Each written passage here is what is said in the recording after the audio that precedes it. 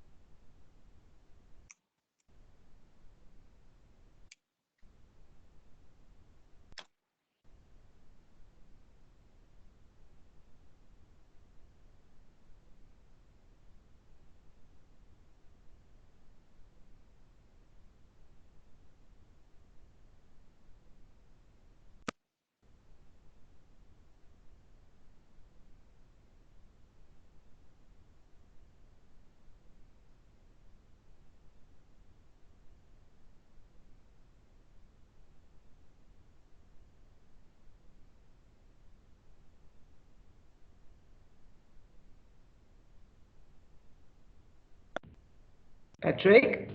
Yeah, I think we can, it is actually 32 minutes past 1:30, and I know in the interest of time, it's important that we start. I hope we have, of course, all the presenters with us. And I want to thank all of you, of course, for creating time to join in this very important meeting. It is it's actually the first meeting that we are hosting as East African Business Council, regional in nature. Of course, appreciating and aware that many other initiatives have been done at the country level and of course by other partners. But of course, now almost, let's say 56 days after the first, outbreak case was confirmed in East Africa, we have to take now stock and see where we are today, and obviously how it is affecting business, how we, of course, trying to cope up, and obviously how we need to get back into business post-COVID. This is very important. It is indeed our business. It is our collective business, all of us. And I thank all of you for creating time. Of course, since the COVID-19, outbreak, sometimes late last year, a number of things has happened, particularly in business. And obvious ones are obviously disruptions in the global chains, and obviously some of the markets where we source things as business in the region are affected in a bad way. And obviously now in East Africa, again, the outbreak came in sometimes 13th or the 12th of March. That was the first case in the region.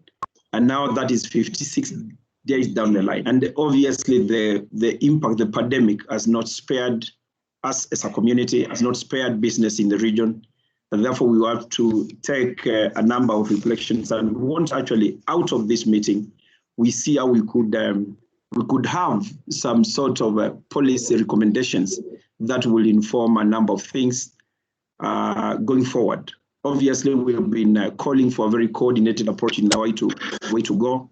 When you look at the sectors, a number of the sectors, the financial sector, manufacturing sector, of course, the tourism, and so forth, and informal trade, particularly the cross-border agriculture sector, all of them have been affected. Of course, affected differently, and therefore we have to do some sort of a scan as people, and of course understand how we are supposed to then proceed.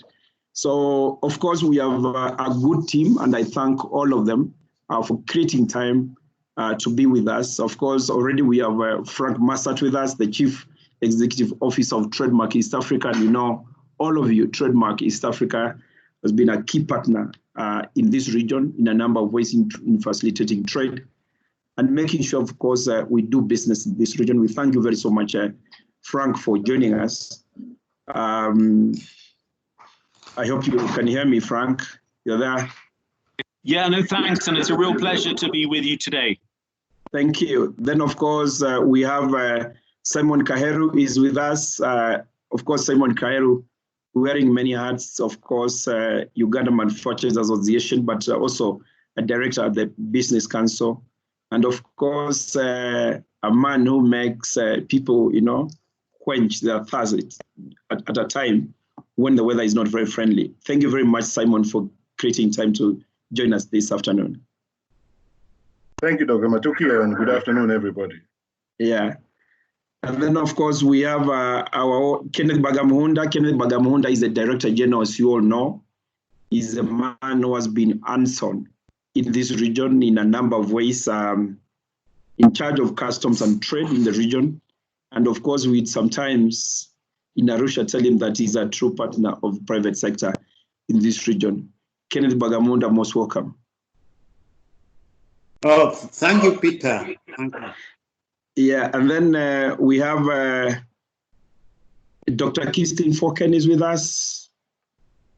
Dr. Kirsten Foken is the cluster coordinator, of course, for GIZ, the German Development Corporation.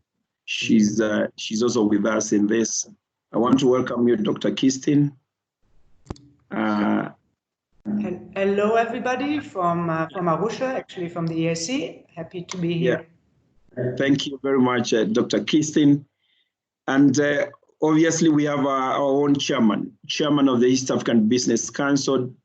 Chairman Nick Nesbitt is with us. He's a man who is running so many things at the same time. And I want to thank you, Chairman, for joining us in this very important discussion. Thank you, Peter. Good to see everybody. Thank you. Is it okay if I take off my mask?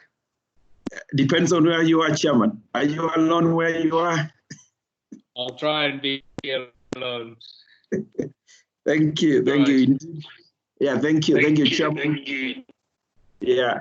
And then, of course, we are supposed to be having Amelia Chambade, who is the Minister for Trade and Industry in Uganda, and of course, Minister for Trade from Rwanda, and that is Soraya with us. Of course, Soraya just called me before the meeting. Soraya is represented by Robert Opira, who is the Chief Technical Advisor of the Ministry. Are you with us, Robert? Is Robert in? Yeah, and again, Godfrey Warakira representing Chambade, because apparently, as we speak now, the ministers of EAC are having their council of ministers going on now. It's just started a few minutes ago. They were expecting to start in the morning, but again, it is now running. So they're running, and so Chambade are going to call me that should be able to join in. But in the meantime, Godfrey Walakira will be representing Amelia Chambade, who is the Minister of Trade. So I think with that, let's go straight to business. I know time is not on our side, and I had explained why we are meeting. We want to scan and see how so far, 56 days down the line, after the first case was, of course, declared in East Africa. And of course, we have seen what has been going through. A lot of initiatives that have been happening at the country level. Private sector has been responding differently. Governments have been doing that. Our development partners have been into it. And therefore, we want to reflect and see what is the impact of this pandemic on the EAC trade and investment? How do we recover from it going forward? And what is it that we need to do? And as you've heard, we have the best actually team experts. And I hopefully by the time we finish, obviously, we'll be able to see what recommendations we are sending to the policymakers. But straight to, I don't know whether Robert has joined. Robert, are you in? Yes. Robert, Yes, are you in? Yeah, you sound not. Yes, Robert, you are. If you can speak louder so that we can get you. Yes, Robert is representing Minister Soraya. So can I start with you? And is Godfrey around? Wanakira? Godfrey. Yeah. So if I can go straight to you, Robert, and this is very important. And of course, there's nothing new. We are all aware that trade, how it is significantly contributes to the GDP in this region. And of course, again, appreciating that this has been affected adversely by the pandemic. We want just to share with that what plans governments of the EAC, even if you wish, given some cases, how governments of the EAC partner states are doing, of course, to rescue and to ensure that business continuity is there and to ensure that increase intra-EAC trade, even post-COVID. What governments have done or what they're doing, what they're thinking, what is on the table to ensure, of course, business continuity and, of course, to ensure increase intra-EAC trade post-COVID. Robert. Yes, Peter. Can you hear me? Yes, I can hear you, Robert. Yes, thank you so much, Peter, for arranging this meeting. And again, apologies for the who was not able to attend. She had wished to attend in person, but as you said, last minute assignments arose and she was not able to attend. But I'll be standing in for her, and essentially what I wanted to talk about in this intervention is that the impact of COVID-19 to EAC GDP is really a shared impact across the world because most of the EAC countries decided to lock down, either partially or complete lockdown. And all this had a resounding impact on all economic and social activities. But when you look around the whole thinking around what could be the impact of the COVID-19, although much of the estimates at the moment is still work in progress, and assessing impact at this area is still quite in infancy and still a challenge. Because at the moment, you don't know exactly when some lockdowns are going to complete. You don't know when, even if they complete, if business is going to resume in a normal fashion. And so we still have some uncertainties around the business environment that it is becoming very difficult even to predict tomorrow. When you look around what has been done by some institutions, the ECA has already estimated that GDP will be affected in Africa by 2.5%. The IMF has GDP is going to shrink around 5.2% globally, with 1.6% being the drop in sub-Saharan Africa. And so all this, the reason I'm bringing this up is affecting EAC countries as well. Now, I may not, I think my colleagues will come in and help me out here in terms of looking at the wider EAC as a block. But looking at specifics, for example, in Rwanda, last year we had a 9.4% growth of GDP. And this year in 2020, we were expecting to be at least 8%. But that growth has been revised to 3.5%.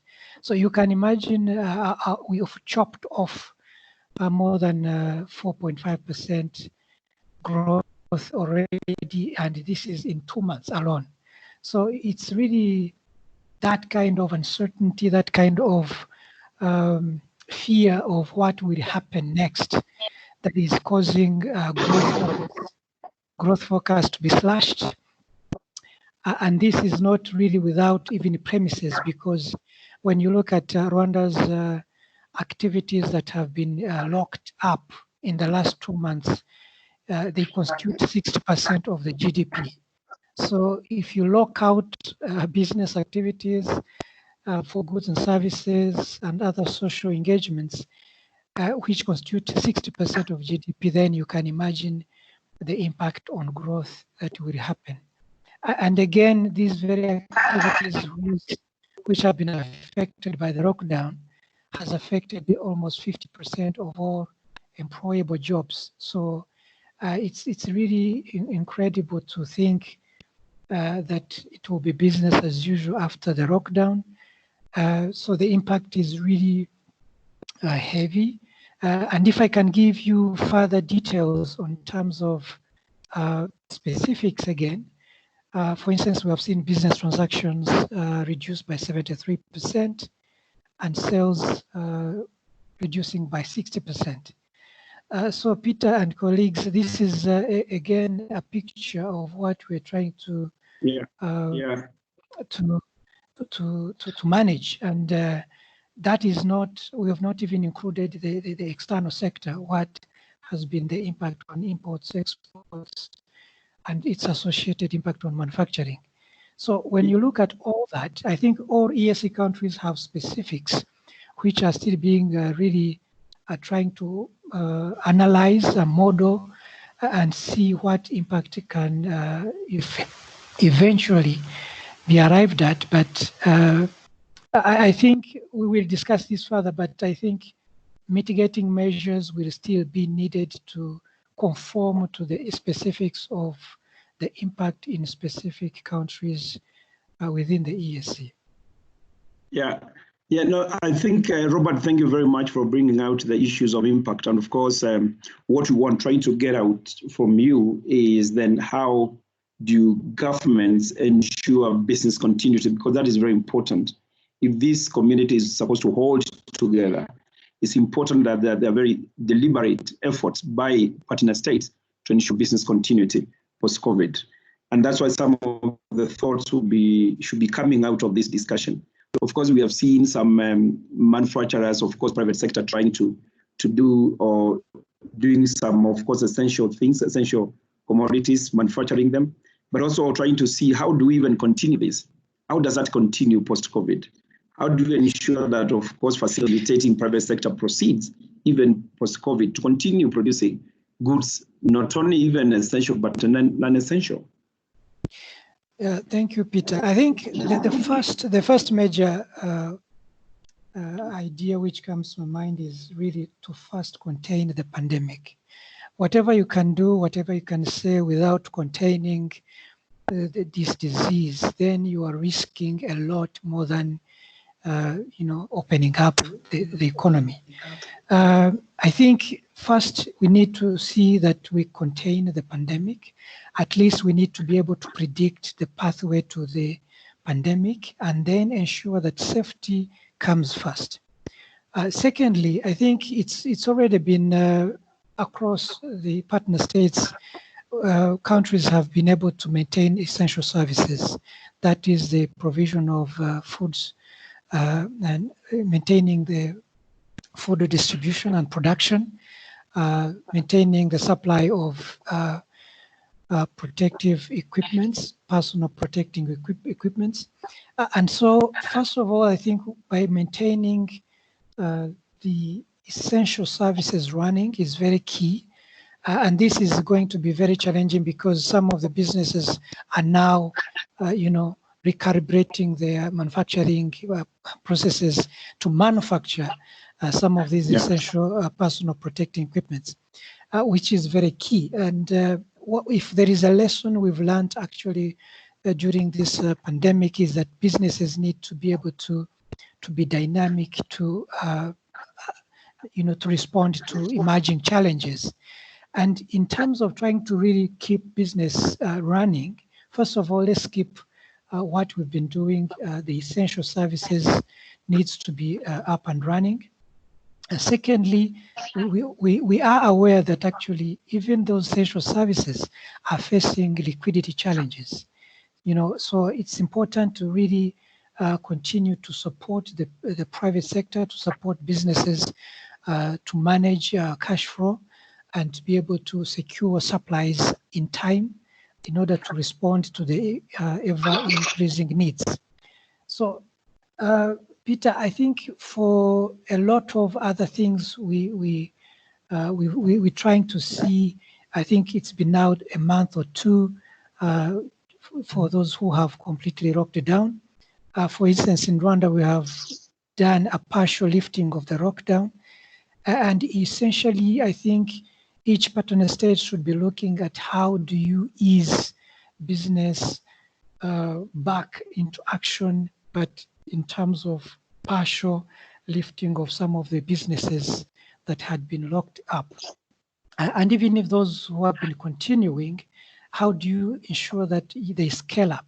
Because we've seen that actually even the essential health and safety goods are no longer, enough. So it's important that we provide liquidity to private sector to be able to scale up the production of the essential services. Peter, I think lastly, for me, I think it's an important issue. We've had agriculture and animal handling. And it's important that businesses in food production and manufacturing are given priority because of the impact that some of the lockdowns has had on the population. And so it's important that actually it's actually good that we have had good rains in the region. Production is likely to be more than able to cope with the demand. But we're also aware that climate change has also affected production of agricultural goods. And so it's important for governments really to come in and help the private sector to stand on their feet and be able to continue business and resume where they have been under complete lockdown. Yeah, thank you. I think, Robert, you brought up well in terms of what, of course, government is expected to do to support private sector. Of course, for private sector, for businesses to continue, of course, we'll be coming back to you so that later at some point to tell us some of the measures that you think we need to put in place to protect the cross-border traders and, of course, the rebound itself. But in the meantime, I can go straight to Kenneth Bagamonda. Kenneth Bagamonda, of course, one of the things, and I think, Robert has put it clearly, over-reliance, the aspect of over-reliance. How do we reduce the issue of over-reliance, particularly from markets like China, India? Of course, it's our import markets. And we have seen, of course, at a time like this, some of the things that were very essential to protect, citizens were even unavailable because everyone was fighting for their own. And therefore, we ended up now devising methods. How do we encourage our own in East Africa to source, to ensure that we push the East African agenda by East Africa? How do we build East Africa? And of course, also tell us what yourselves, of course, as a secretariat EAC, and I know you've been involved in a number of interventions, doing to ensure that there's a coordinated approach at the regional level? Kenneth, please. Thank you, Peter. I think this pandemic, there are quite a number of lessons that we have learned. Some of them which may not have been so obvious in the past because we're taking things as they were at that time. You know, in such times, it is when you start, some other things start unraveling. And I think the important lesson that we are seeing is the unraveling of these critical sectors that are very fundamental for the running of the economy, which we need to really focus on for purposes of sustaining the livelihood and also minimal maintenance of the economies. The second one is the high risk we have in over-reliance on foreign markets as our import markets, and even to an extent, even sometimes the export market, because the export market has also been affected.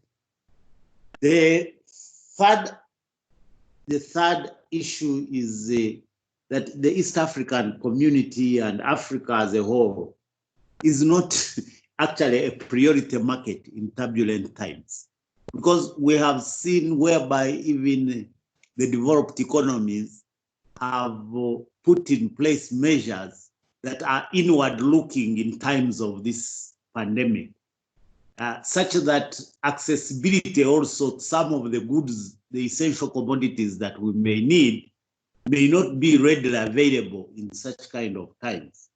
So there is urgent need to build resilient, integrated economic sectors that form the basis of our economies and the basis of our livelihood.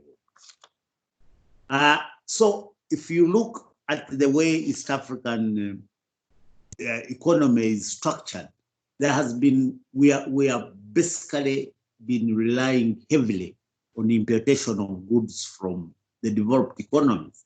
And mostly it's a mixture of goods. But now the whole thing is, how do we turn this into a proactive opportunity for purposes of looking inward to boost our production of some of the essential goods that we need to do.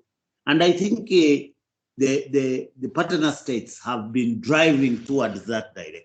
It has been a priority, and at the EAC we have also brought that out as a priority.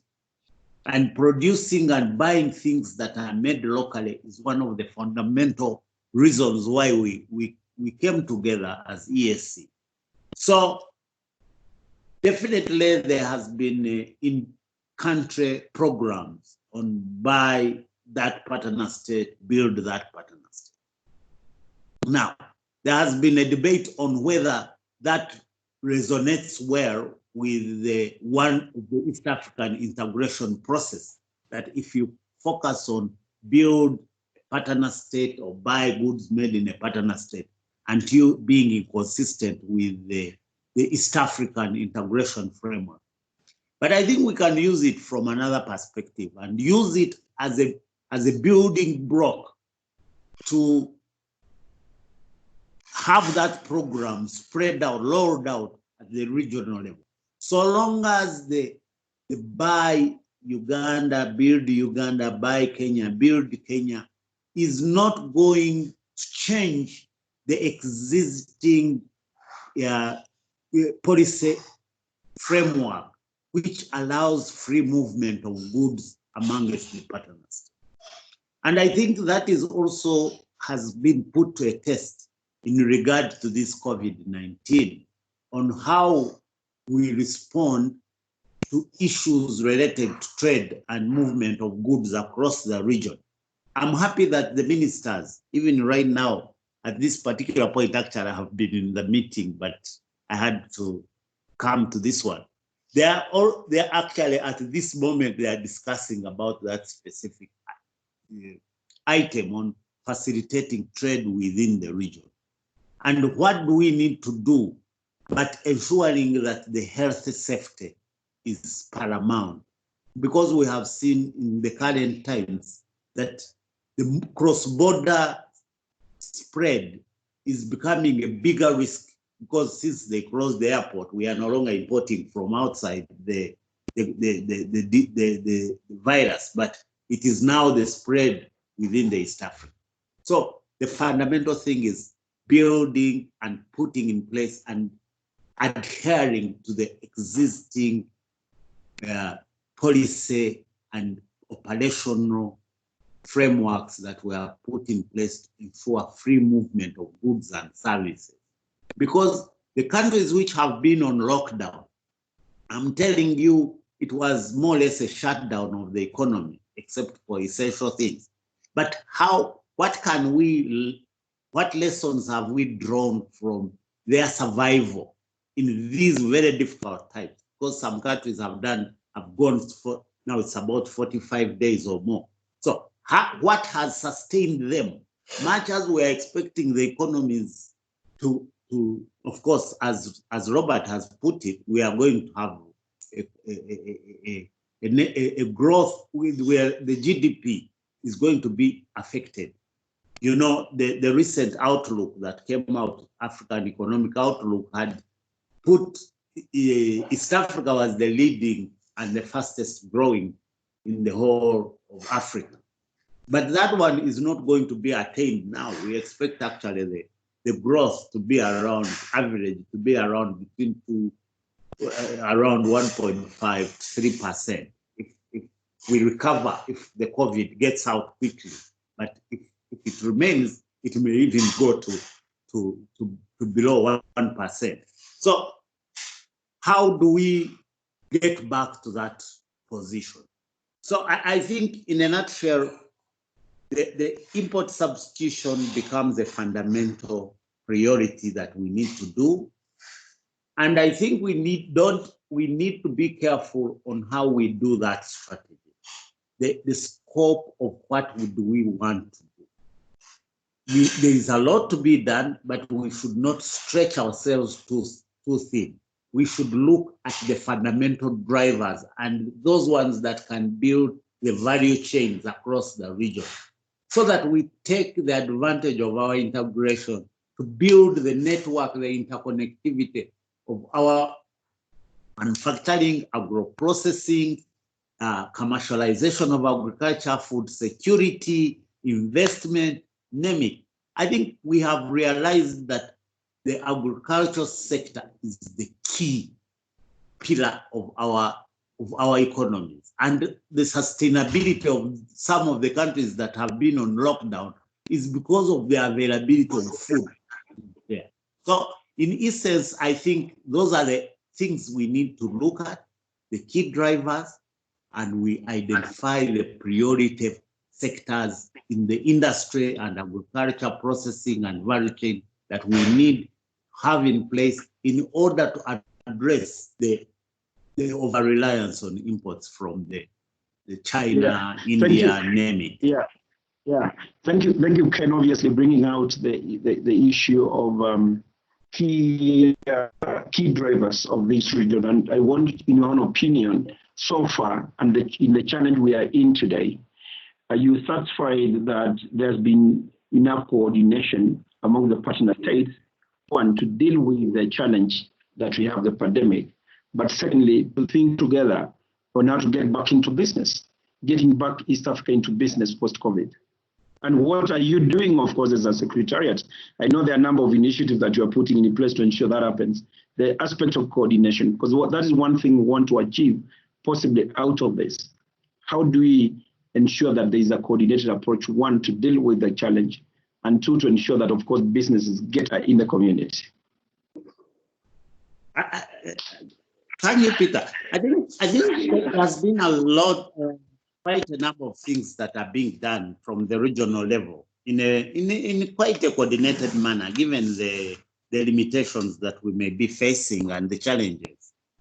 I think one is that the efforts being put in place to have these discussions and conversations amongst the partner states from a regional level to see how to respond to COVID has been quite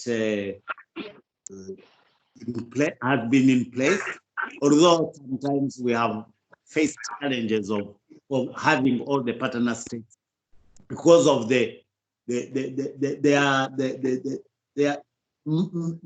some countries may be now involved in other activities that may not allow them to fully participate. But nonetheless, there has been frantic for partner states to discuss and have a conversation on joint measures to undertake. At the EAC Secretariat, we are working on a recovery plan, and we are looking principally trade, we are looking at industry, we are looking on agricultural processing, food security, and generally investment. How do we resuscitate those sectors that done with the COVID-19? So we are looking at medium and long range. We have already developed a response plan, which is already being discussed even in this meeting by the secretary, by the ministers, and we are also doing resource mobilization. A number of instruments have also been developed. We developed an administrative guideline on movement of goods and services, which spells out the measures. We are trying to see how we harmonize and converge the measures that each partner state have been putting in place into a minimum framework of measures that should be implemented holistically in the EAC. And we have also developing digital surveillance and tracking system together with developing partners like TIMEA. We have also undertaken missions to the border stations to identify the challenges being faced. I was personally recently in Malaba and Busia to assess the state of play, and we came out with a report which we are sharing, and the ministers are discussing it right now. So those are the kind of interventions that we can make an approach. But more fundamentally is now we need to go back to the drawing board and look at what are our priorities. How has COVID-19 or this pandemic reshaped our priorities? How are we going? And this should not be on Africa. We should look at it even on a wider level of CFTA, the African Continental Free Trade Area, and the CFTA that we're trying to put in place. What are the things that now we need to look at and reshape and reprioritize in terms of driving our integration agenda and enhancing intra-Africa, intra-EAC trade? I think those are the key things we need to do. We have put in place also a mechanism to work on this. We have an ad hoc committee on response for COVID at the EAC Secretariat with focal persons in the partner states. We have subcommittee, and one of the subcommittees, one on trade, industry, and investment. So we meet on every week, at least every week we have a meeting of the subcommittees and of the main committee. And we are also coordinating with other bodies. So there are quite a lot of coordination work that is ongoing. Thank you. Okay. Thank you, Kenneth, for that assurance, because it is important. Most of the citizens and players and partners are watching this space seriously to see how we come out of this situation as a community together. And that may determine many things going forward on how we remain strong as a community. And that's why those issues that you're raising are very important in terms of your presence and ensuring that you facilitate on how we need to move together as a community. I don't know whether Godfrey or Lakira, are you on board? Have you managed to join? Godfrey? Yeah, Godfrey was actually representing Godfrey, are you there? Godfrey, are you there? Yeah? As we wait for Godfrey, I think we can go straight to, of course, go straight to Frank. Trademark, of course, is a strategic partner for this region, and of course, not only East Africa, but beyond East Africa.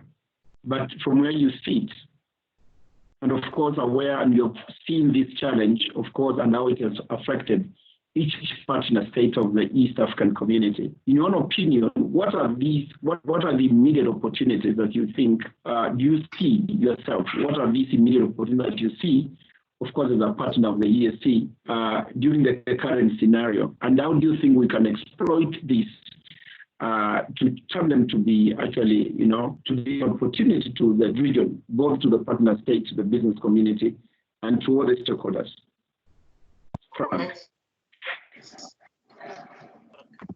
Okay, thanks, Peter. I think a really good question. I mean, Kenneth, I thought said it very eloquently that there's actually an opportunity to think about repurposing and producing more in the region.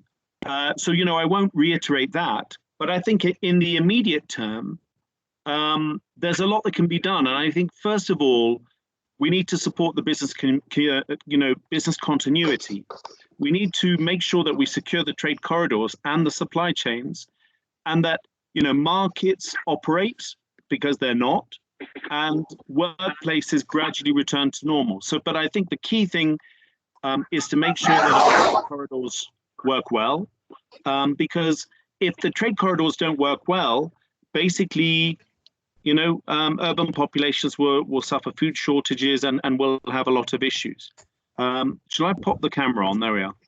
I think, there's a lot of potential. I think Kenneth talked about repurposing, and there are good and strong opportunities.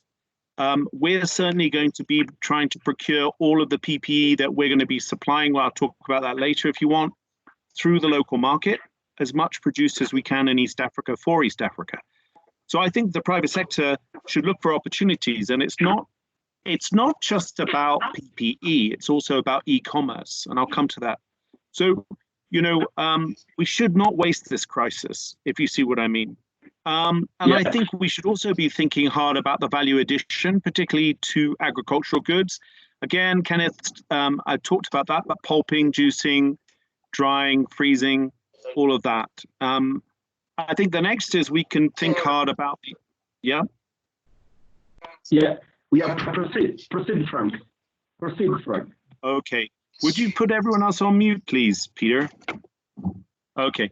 Then to think about the adoption of technology. And here, I think particularly, we should be thinking hard about strengthening our e-commerce frameworks and thinking about creating more efficient distribution chains. Thinking about building on, for example, Jumia, on Sendi. There's so many apps. And I think this is a chance for our small and medium enterprises to really get much more involved in value chains. So we should really push that forward. At times like this, e-commerce, it's going to be the future. We have to invest in it now. And I think we need to prepare for the recovery and the bounce back. We need to be thinking hard about the shortening of global supply chains.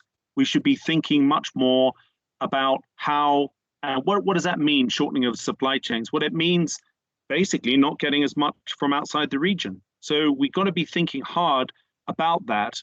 And, I think some manufacturing companies, multinational companies realized they were too over-dependent on China. And I personally think we should look for the silver lining that may be to attract that investment here into our region. So that may be something that we need to think about. The other thing I wanted to say was, this is not going away very quickly. There's a lot of concerns about a second peak. There's concerns that if we open up too quickly, the infection rates could go up. So we need to work out really strong protocols for what I call safe trade, because actually this could be the new normal for quite an extended period of time. I think Kenneth and the Secretariat, the partner states, done a great job at approving administrative guidelines. But, what we're picking up from the industry is it needs to be deepened a lot, so that there needs to be much more standard operating procedures from the administrative guidelines that are common. Because let's face it, different partner states are implementing different regimes. So getting one regime that can help the transport and logistics sector continue trading, I think would be really important, while at the same time maintaining good medical compliance. I think there's still a lot of work to do, and we're seeing multiplication of testing. We're seeing, a lot of contestation of truck drivers. We're seeing things that need to be ironed out in the logistics industry. And I personally feel that we need to make that investment. And I talked about this with Kenneth only a couple of days ago, and we'll certainly be working hand in hand with the EAC to try to deepen those protocols. They're a good start, but they need to go further. And we need to invest in this, because this could be the basis by which the Continental Free Trade Area operates. So it's quite strategic.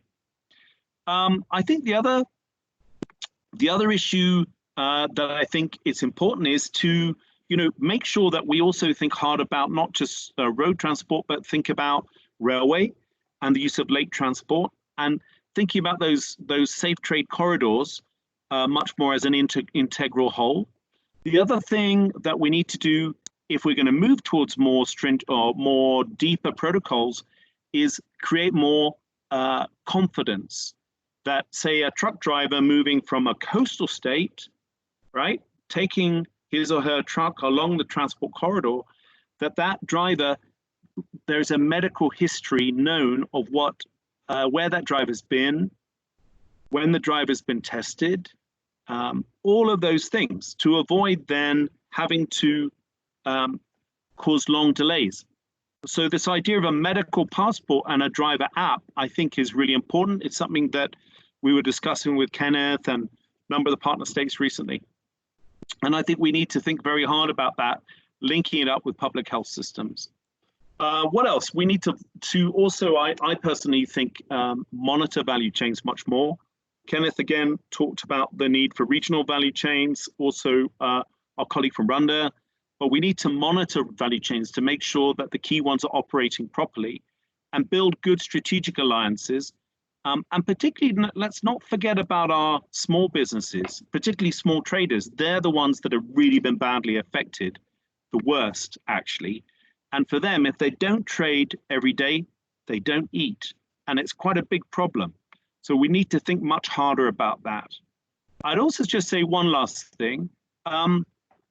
When you look at trying to keep our exports going, okay, say I'm here in Nairobi, trying to keep the flower exports moving or horticultural exports, one of the big problems has been that the air freight regulation is not very conducive to dealing with the very high cost escalation that we've seen.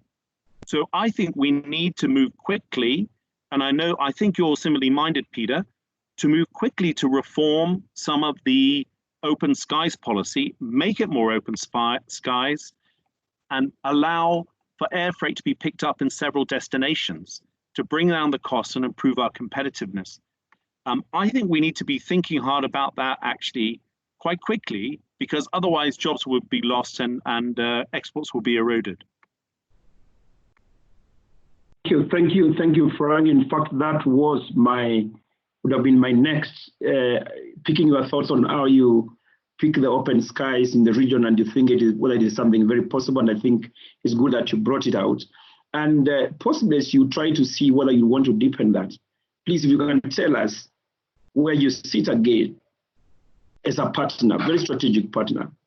How is the development aid again responding to this pandemic? I know, of course, Trademark has been there in the region and across. But broadly speaking, even as you recommend, I'm sure you could be having some roundtables among yourselves as development partners. How have you been responding to this in the context of East Africa? All right, well, thanks, Peter. Great question. And I guess it works on several different layers. I mean, it's unusual because, like, at Trademark, we're a bit of a hybrid between a donor and a facilitator. I see a lot of the work we're doing, for example, with you as facilitating you. So, we provide capital, but donors operate in slightly different ways. I mean, in each country, of course, there are donor coordination groups that have regular dialogue with the governments.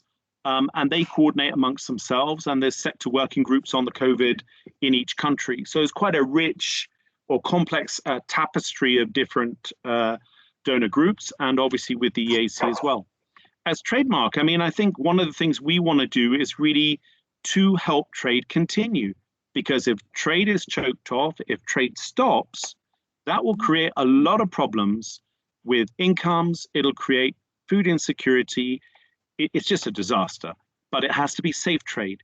So what we've been trying to do is work with the governments to understand, to keep trade going, what's needed. And the big problem seems to be the ports and the borders, particularly the borders. We're hearing lots of problems with PPE, personal protective equipment, things like masks, gloves, shields, face shields, and the suits. And there's obviously lack of testing, although I must say I commend the EAC and GIZ for doing a great job with these mobile testing labs, but there's still a shortage. And also thinking through quarantine. So that's the first part of our work. It's taken a while to agree that with the different partner states. Oh, could you put yourself on mute, whoever that was? Thanks. And then the other stuff that we were thinking about doing was we're looking at food security, medical value chains, making sure that they continue, looking at logistics, thinking about quick clearance mechanisms, thinking about how we can keep informal trade going and these markets. Sorry. Could you mute yourselves, please? Sorry. I think part of the rules that we actually done was we mute. I think we unless you want us to mute from our side, please. Thank you, Frank. Proceed. Okay, no problem. There's a real etiquette, isn't there, to these webinars now? But okay, thanks, Peter, for supporting me there. Really appreciate. The other thing in the safe trade idea that we have is thinking hard about, really trying to improve the protocols, working with the EAC, this truck driver tracking that we were talking about, building on the regional electronic cargo tracking system that we've been working on with a number of partner states. So that's all quite exciting, and creating more confidence in the system operating well so that everybody puts the same kind of regime into place. The other stuff that we were thinking about is really this point I was making about exports. How do we keep our exports going? How do we keep jobs being created? How do we take the opportunity in this, short term, medium term? And how do we get rid of some of the trade distortions in trade policy? Because believe it or not, some of our governments are still charging tariffs on medicines that are needed to fight this pandemic. So we'll be working with Kenneth and team to make sure, I think it's only 25% is sorted. So as Trademark, that's what we're going to do. It's been an interesting ride doing this. It's called Safe Trade. About 20 million we're gunning for, and already started procuring the PPE at the borders and the ports. And we're looking at, I think, 28 borders and ports altogether. What are other donors doing? Well, I'm sure GIZ will say more. I really commend them on the work they're doing with the Secretariat. The World Bank has been very active. It's looking at a number of COVID-related health projects. They've also been pushing hard for medical equipment. IMF, I think everybody's seen that 25 low-income countries got debt relief, and that's really good news. His Excellency, the President of Uganda, I think was writing today in The Guardian, arguing that other countries in Africa should get debt forgiveness. So I think at the macro level, that is really important. I think Kenya and Uganda, I think Kenya received 739 million this morning. Uganda, I think 492 million broadly, and Rwanda about, I think, 110 million. This is to address the balance of payments issues. So that emergency relief has gone in.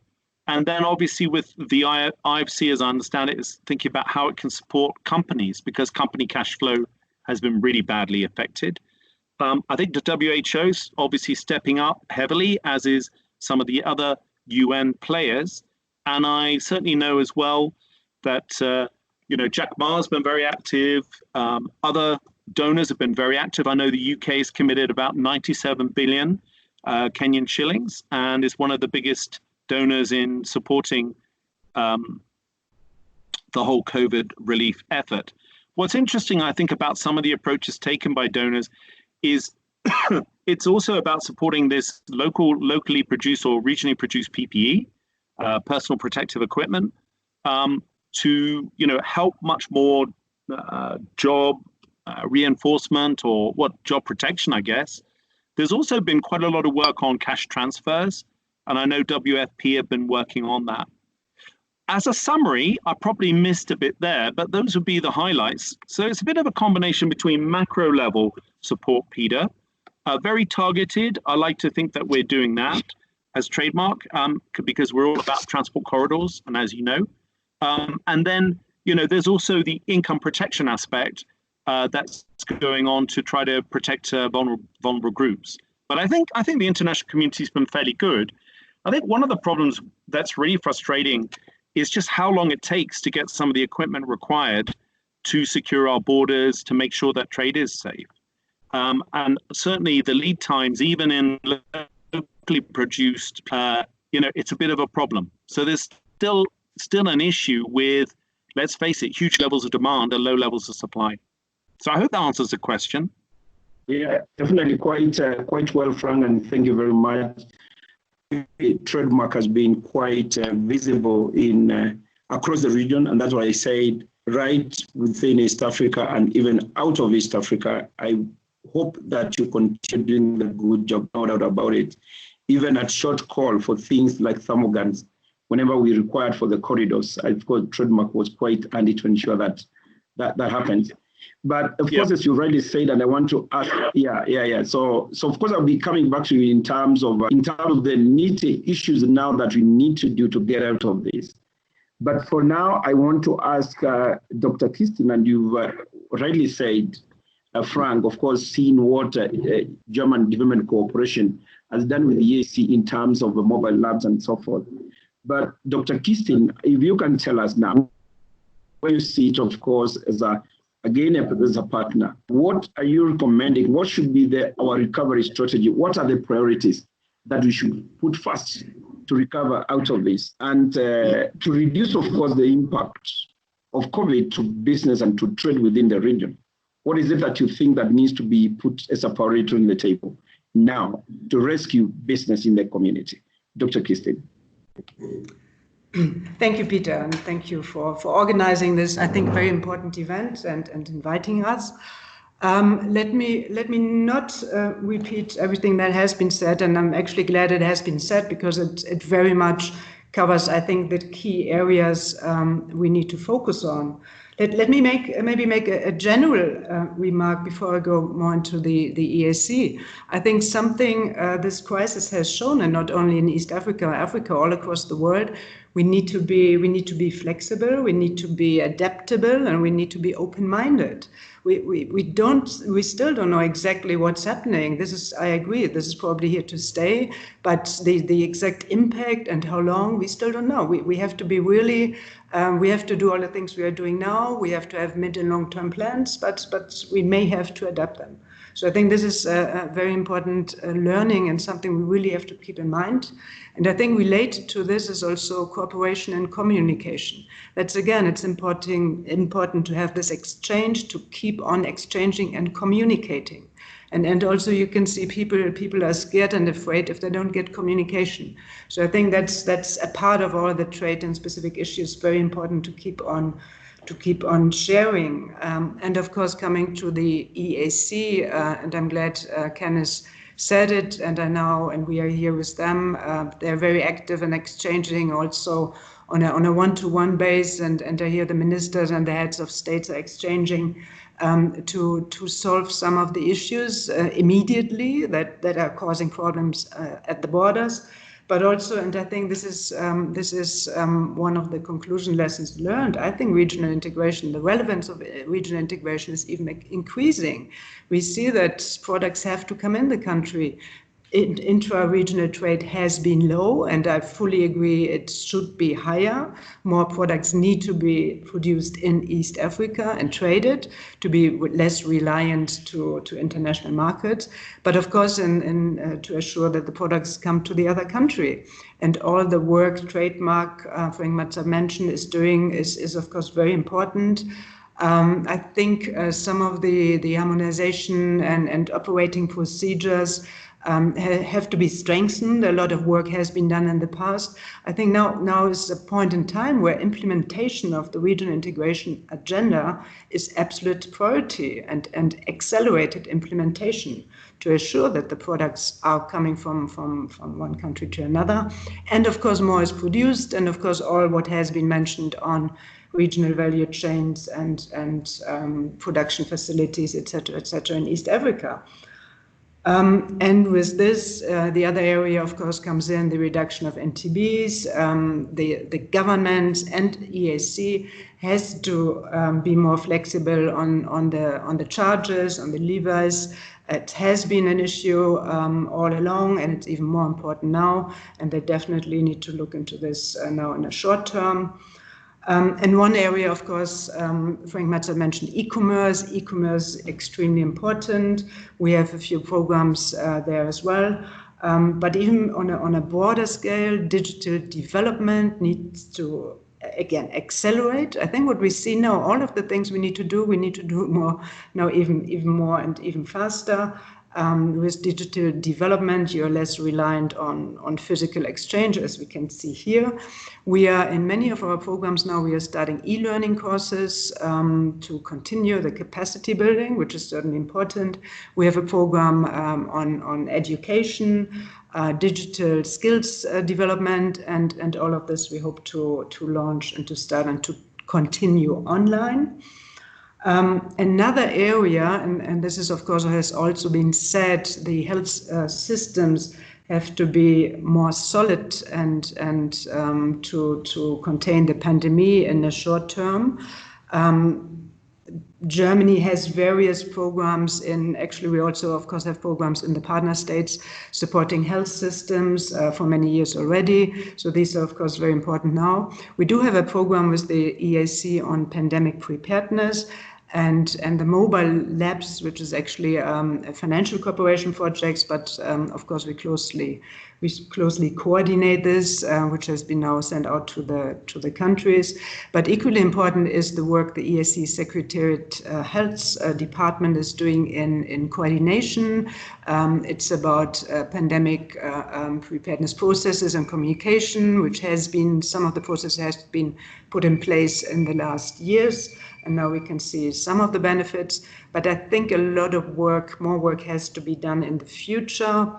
Our government, actually, our minister talks a lot about the One Health approach, and that's something we also discuss here with the EAC Secretariat. It basically means that all the, to be more resilient also in the long term and prepared for this time of pandemics, all sectors and departments have to work together. GIZ is working here with the East African Secretariat, and a part of many programs we're having in all the partner states. Our program here is working closely and has with the Trade and Customs Department. Even the services harmonization now has to continue. The tourism sector is a sector we are supporting, and we start discussions even on a recovery plan now. It's of course the biggest hit probably sector here in the region. The agriculture being the key sector, I think there's no doubt, and assuring supply of foods for people. We are also actually supporting the pharma sector, and the issue of local production in the regional production in the pharma sector is becoming even more relevant than it was before. I think there's a bill now hopefully being passed soon, which protects and supports the East African pharma manufacturers. And I mentioned already, I think, the education sector.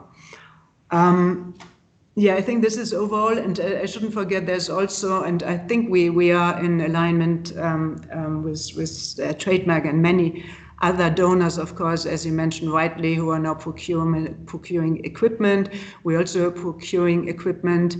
I think there is a good coordination ongoing. We do this in some borders. We have a border management program who are also looking at security issues. One of the areas we are now also just starting now a program is on training at the airports, which hopefully one day soon will open. So training for safety for pandemic, for this crisis situation, and similar trainings will start soon in communities across East Africa. Thank you, Dr. Keating. True that, of course, some of the interventions that, of course, you put as a German development cooperation, no doubt, of course, at the EAC level, of course, your partnership closely with business at the regional level. We will be coming back to you. In fact, we have many participants raising questions. I encourage them to continue raising these questions. Panelists are still there, a number of things, but we'll be coming back to you. And now it will allow me to get back to Chairman Nick Nesbitt. And Nick Nesbitt, we have over 5,000 people following this. And they are coming to, none of them is envying you as the chair of the East African Business Council, not only the chair of KEPSA business of the region, how you are coping and how businesses are coping with the situation. Of course, we know businesses are adversely affected, and there's been struggles here and there, but from where you see it, how are you coping yourself, of course, as a chair, as a business so far? What are the lessons going forward that we need to learn as business? And what measures are businesses taking to ensure that business continue? Of course, government, of course, you've heard from government representatives telling us what governments are putting in place, but you as the chair of businesses, what is it are we putting in place, measures putting in place to ensure that there's business continuity? No one is envying you at this particular moment, but I know you are strong. Chairman Nick. Thank you, Peter. Hello, everybody. Good afternoon. It's good to be here, and I seem to have an echo. Hold on, let me try and fix something here.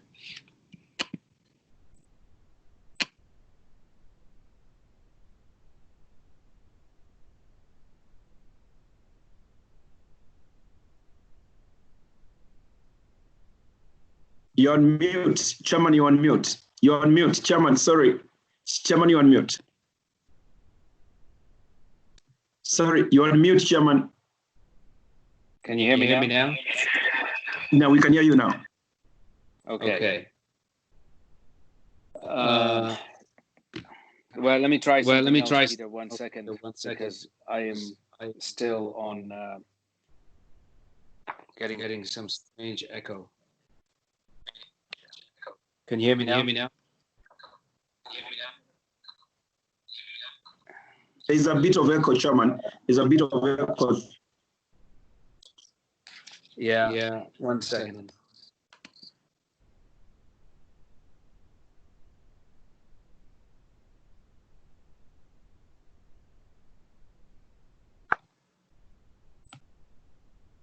How about now?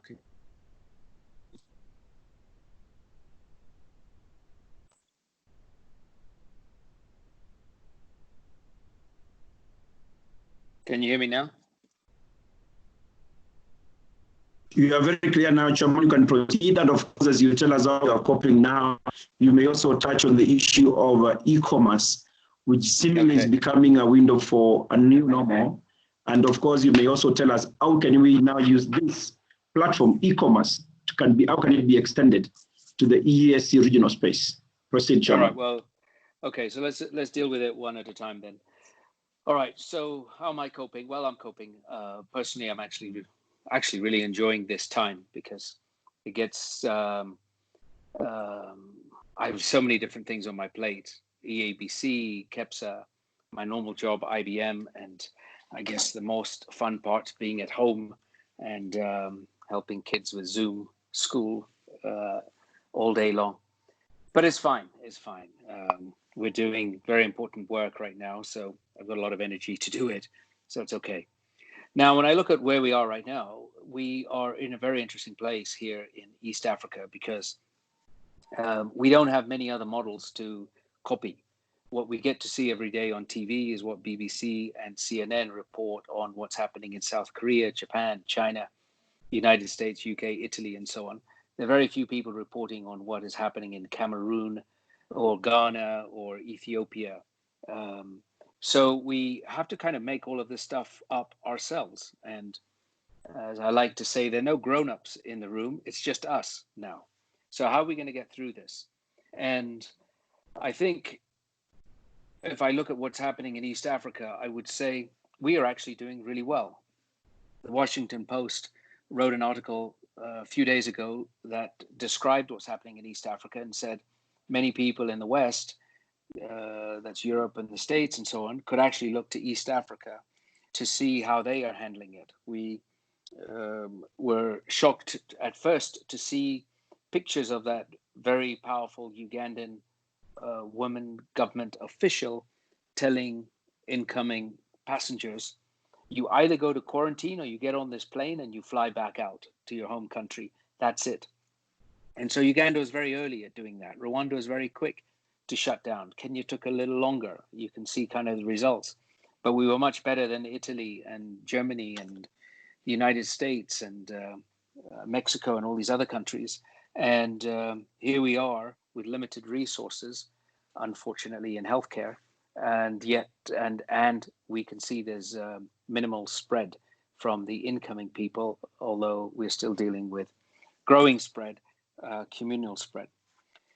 So how are we coping as businesses? I think I'd still use a term fairly well. I think we're all waiting for the bottom to fall out, and everyone's expecting the worst. I have not quite seen it happen yet in East Africa across the board, but we can go into more specific details. This morning, we had a very engaging discussion in KEPSA, and we got the results from the business survey that we recently did across the population. When we did this survey about 6 weeks ago, we had about 130 people respond. When we did it last week, we got several thousand people to respond. And the results were very interesting because there are a lot of people who are still very nervous and worried, yet they're still somehow holding on.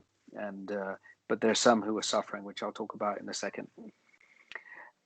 So how are businesses coping? When this whole pandemic started from a business standpoint, we quickly came together as business leaders in this country, in Kenya, and we identified the regions where we expected there to be difficulties, and in particular, the business segments where we expected challenges. And we saw manufacturing as a big one, because immediately COVID really took foothold in the West.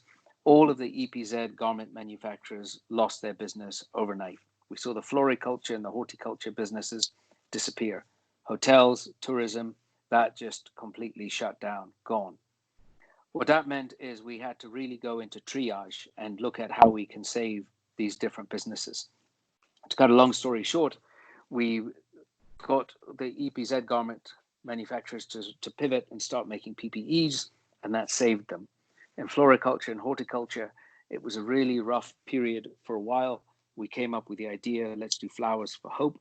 That means keep the flower farms going. And for all of those people in Europe who are burying their dead, let us send them love. Let us send them hope. Let us send them bouquets of flowers with an inscription from the president, just wishing them well. And this fits within the whole philosophy or the old adage of, if a dog bites a man, it isn't news, but if a man bites a dog, it is news. So it would not be much news if a foreign company or country gave aid to us, but it is news if we give aid to them. And to thank all of the citizens of those countries for buying our flowers and keeping our people employed, we said, let's just give them a gift of the flowers for free.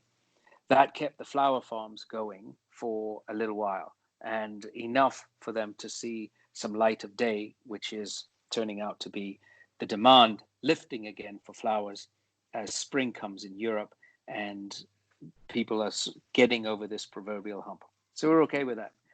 When you talk about hotels, tourism, not much to talk about there. Finished, dead, nothing you can do about it. No domestic tourism with the shutdowns, and definitely no international tourism.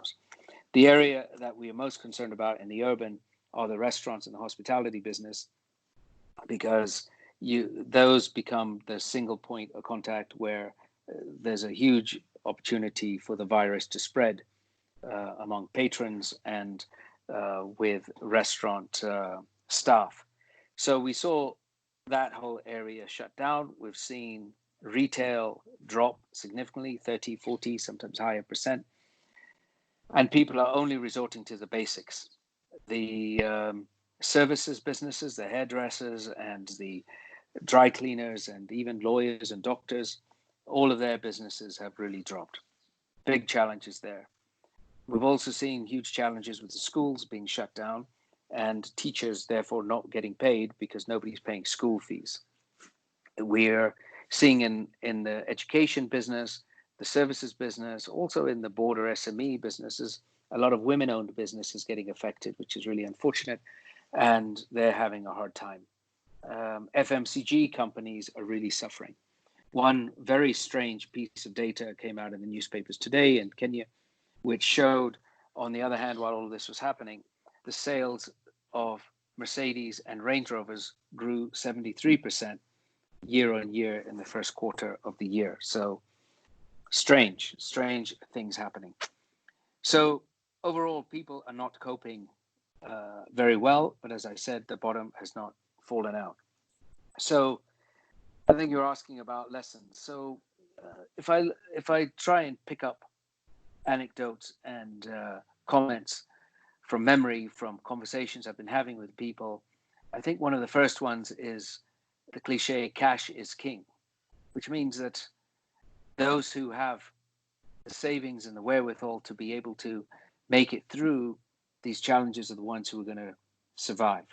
Those who can also use that cash to invest in their staff or invest to keep their operations in good order, that means painted and the plumbing working and so on, are the ones who are going to survive. So people who have saved for that proverbial rainy day are the ones who look like they're going to make it through.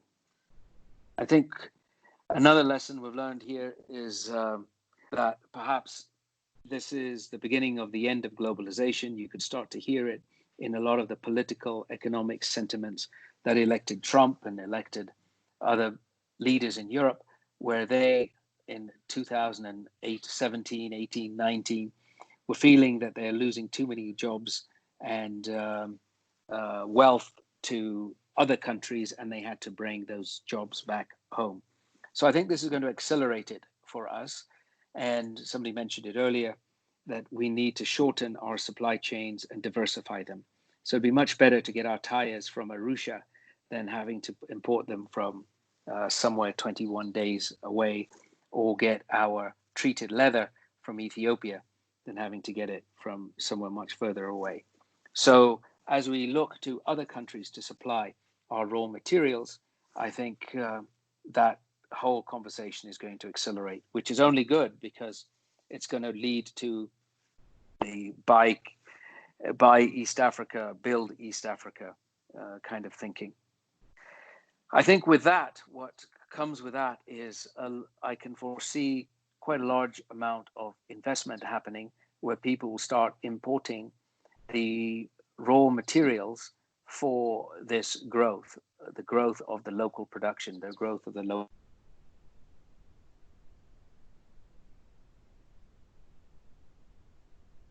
That means more equipment being brought into the country. It's also going to mean more even work permits being given out to people who can come to our countries and help us to grow and improve our skills to run the different value-added operations that before we used to buy as traders from other countries. This will all help to grow our regional economies and strengthen them. I think one of the other things that we've learned from this as we prepare is that, this infliction, economic, social infliction that has been given, that has been dropped on us, was not of our making. And as I said at the beginning, we are doing a very good job in this part of the world to control it. But this is one of those things that was not our fault. And most of the time when there's something big that happens globally, it really is not our fault, whether it's a credit crunch many years ago or this and other economic issues. It's not. So that's very fortunate. We tend to shoot ourselves in the foot enough times doing the things we normally do, but this one is not. So that means we have to really think as businesses how to handle these kinds of externalities going forward. So to strengthen our trade locally, I would say there are a few things that need to happen. One is we need to continue to revisit the East African Common Protocol and make sure that this Common Market Protocol still suits our purpose. We've just changed the external tariff and so on. And so it's quite clear what happens when we bring in raw materials and what happens when we bring in finished goods. And I hope that's going to be an incentive for people all across our 6 countries to start importing raw materials and make sure that we build our local supply chains. I think the other thing that's come out of this as a lesson learned is together we stand, divided we fall, which really means that we are much more successful if we band together with others as opposed to be this lone voice.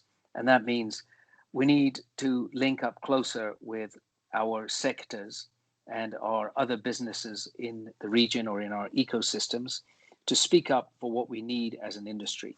And that means be part of a group, be part of an association, be part of your private sector federation or the East African Business Council, because together we are much louder voice as a fist than as an individual finger pointing into a minister's eye. The other thing is engagement with government. That's extremely important, and hopefully we are all benefiting from what I think are quite good relations in all of the countries between private sector and government. Some of them have a little more challenges. But having done the homework for the last few years to get closer to government has made it much easier to sit with them to address some of the macroeconomic issues that are affecting us. In Kenya, we were right immediately, this really started to affect us, sitting there with the Minister of Finance and other ministers, and we got them to commit to paying all pending bills that the government owed. We got them to commit to paying a large amount of the VAT refunds. Since then, we have been working closely with them to get more cargo planes back into the country so that they can carry the flowers and vegetables to Europe. We're getting roads fixed. We're working with them on how you handle quarantine patients or quarantine guests, let's say, when people return on these mercy flights from Europe. And the list goes on and on. And so thank God that we had actually done a lot of this work up front, which just reiterates that you got to really have your house in order to prepare for such things. And God forbid anything worse happens down the road, at least we'll be somewhat prepared. The other area that I think we have learned from, and something that we should continue to focus on, is infrastructure. Having good ports and roads. We've seen big challenges in importing goods and transporting them, and you need really good policies to ensure that cross-border trade can work. I've seen the work that Honorable Mathuki has been doing to take 30-kilometer lines of trucks down to a few hundred meters or a kilometer. A lot of that with the great support from Frank and Trademark East Africa. So infrastructure is really key. But I think the other big one is digitization and digital. In my IBM life, we as a company globally are surviving well here because everybody is realizing that they need to further digitize, or they need to start to digitize their business, because customers are not coming to their shops and they want to engage with their factories or their banks or their insurance companies or whatever they are remotely and from home, which will I'll pick up on when I address your e-commerce question. And so there are many things that we've learned, and there are many things that we can still learn. But I think going back to there are no grown-ups in the room comment, I think for me personally, I am extremely encouraged by the level of commitment that I have seen amongst other business leaders and government workers and government leaders, and actually the levels of intelligence. You can't really find smarter people who who'd solve these problems differently. So it's a big pleasant surprise to see how well people are working. And in this country, if I want to talk to a minister, I have to talk to him or her between 6 and 6:30, maybe 6:45 in the morning, because after that they're on Zoom calls, or else I have to get them at 8, 9 o'clock at night. So dare I say, many of the government people are working harder than even some of the private sector folks. So a lot there, and perhaps let me stop there, Peter, in terms of your question about the private sector, how we're coping and lessons learned and where we're going. And I don't know if you want me to talk about e-commerce, or are we out of time? No, I think it's okay. Good that you're telling everyone that you are strong. You have 10 lives. Well done. And yeah, no, and obviously, yeah, obviously now, and I think this is important, e-commerce, and basically that is what you do every day. And you tell us now, how do we now extend this to the regional space, to the EAC regional space? Because now you've seen even some countries in the community now using drones to relay information. Others are using those kind of facilities to even pick goods from the supermarkets to their homes. How do we extend this kind of facility, this kind of to the regional space to possibly even make cross-border businesses far much easier? Yeah. So that's a great question, because nothing like a crisis, right, to force some change. And again, going back to my IBM world, we've been banging the drum really hard on everybody: digitize, put in your cybersecurity, build your apps, do all those things, manage your microphones. I think some people are speaking. Peter, if you can. We do that. Sorry. So thank you. No problem. People forget. It's okay. So it's an interesting question you ask about e-commerce, because yesterday, when I mentioned banding together as an industry and engaging with government, yesterday we had a very engaging conversation on one of these webinars around how to promote e-commerce and digital transactions. And a lot of things came out of that. One was, I was just surprised to hear of the number of the number of e-commerce companies that are operating and the different ways that they are adjusting to the challenges here. For example, one of the more prominent ones talks about how originally their business model was all about electronics and selling cell phones and TVs and delivering them now and then. But now the orders have gone through the roof of the staple goods. So people are ordering milk and flour and bread, and it's all getting delivered by motorbikes. Now, that doesn't seem extraordinary, but it really changes the way these companies' business model works, because you got to have rapid pickup, safe handling, and rapid delivery. Whereas before, you could give somebody 5 to 7 days to give them an iPhone or an LG TV. Another digital company, e-commerce company, has found a way to get around the lack of an addressing system. That is a challenge all throughout East Africa. And so now you order something online and it goes to a local agent, like one of your telco agents, and that person has kind of a Nyumba Kumi view of the local market. And then when you get a confirmation, you go look for Mary or Solomon, whoever the person is, and they have their goods for you in a lockbox. We've seen farmers really benefiting by using some of the platforms that are out there, and they no longer have to deal with brokers. And many of these companies started, of course, before the pandemic, but they're seeing a shift in their business models. Now, from a government standpoint, we're having a lot of conversations with them, because for a full lockdown to happen, you have to figure out how to deal with the vulnerable. We can't do the same lockdown that people do in Italy or Denmark, where just about everybody can work from home and sit in Netflix, and they all have their own apartment, of course. So you've got to figure out how to get food in there. And so that's where digital comes in as well. So the platforms that I was just mentioning, they are playing a role of distributing food into certain communities, as well as using some of their platforms to deliver cash. There are other companies that are emerging as cash delivery platforms, and they are getting funded by different donors. They're raising money in different ways, and you're seeing this coupon idea and cash and food all emerging. So there are different ways that people are coping with this. What does all of this mean? What all of this means is we're building that cliche and new normal into how people deal with companies and how they engage with suppliers of goods and services, which means that people are building familiarity with apps, with passwords, with transactions, with different payment systems, M-Pesa and Visa and those kind of things, all of which are very good. It also means many of these service providers that we were worried about what would they do in the old model, they're now finding digital jobs. What this means for the government is they can now start to track who these new service providers are, get their tax IDs, and you start to expand the tax net so that the governments don't have to go after all the big Fortune 100s in all of our countries and squeeze the blood out of them. And they can now start to get it from everybody on e-commerce platforms, which is very good. This will allow some of the innovative things like what Frank was mentioning, which was companies to start to develop apps for drivers. Great idea. I heard about bracelets the other day, but an app is probably better.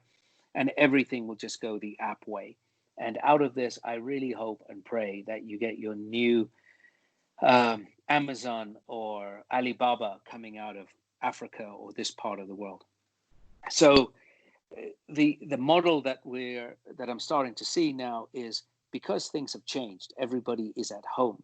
So how do companies continue to survive when they have a customer, i.e. us, at home?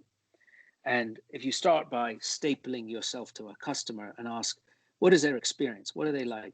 Well, you ask, well, what do they do every day? So every day they work from home, they eat from home, they entertain at home. So therefore, how is the e-commerce space adjusting to that? Well, from working from home, there's a lot of work happening around home office spaces. So people are delivering printers and cartridges to people's homes, and then people are refurbishing their homes. They're buying furniture, they're buying desks. That reminds me, I have to buy 2 desks tomorrow for my wife and my son. People are buying equipment. People are starting to paint their offices. A friend was telling me how he's buying bookshelves on one of the platforms because he doesn't like the way he looks on Zoom. It's just a plain wall. People are eating at home, so they want takeaways. They want home cooking. They want delivery services. And they're starting to order plates and pans and those kind of things, right? People are entertaining at home. So now they're streaming and they're buying books and they're buying games and starting to hear about local providers that are providing education material for people who are entertaining at home or studying at home. So the whole thing is changing. And what all of that means is the infrastructure providers who are providing the digital coordination, the collaboration platforms. There's some local ones I'm hearing that are emerging as well. But the bandwidth providers are really enjoying their lives, and the people doing software and security and analytics and so on are also growing. So there's a whole transformation that's starting to happen here around e-commerce, and e-commerce is not just anymore buying something from an online platform that is substituting Alibaba or Amazon, but it's transforming how everybody works. And so as I close here, I would say some of the interesting conversations that come out of this are in all areas. One of them is legal. For example, this whole concept of force majeure. Force majeure in most contracts has never anticipated a pandemic. And for all of you listening, anytime you sign another contract, look to make sure that you are covered by the word pandemic, because this is considered an act of God. And some people say that a virus cannot transmutate from a bat to a person infecting virus in less than 800 years. So this was actually an act of medical sabotage. Decide what you want to believe, but that makes a difference. Insurance companies were speaking to me this today, and they were asking how to get through this period. and they don't like the word force majeure because suddenly people can start claiming insurance from them and they have not collected any premiums for it. But put it the other way, insurance companies will start charging you for it. So it's a great opportunity, as I said, just to wrap here. Go digital, flock together, get together with other people like-minded in your sectors, in your ecosystem, engage with government, and of course, continue to hammer at the policies that may have worked in the non-digital, non-COVID world, but no longer serve us well today. And ensure the things, keep pushing for things like drone policies so we can deliver and cross-border and open skies and all of those kind of things.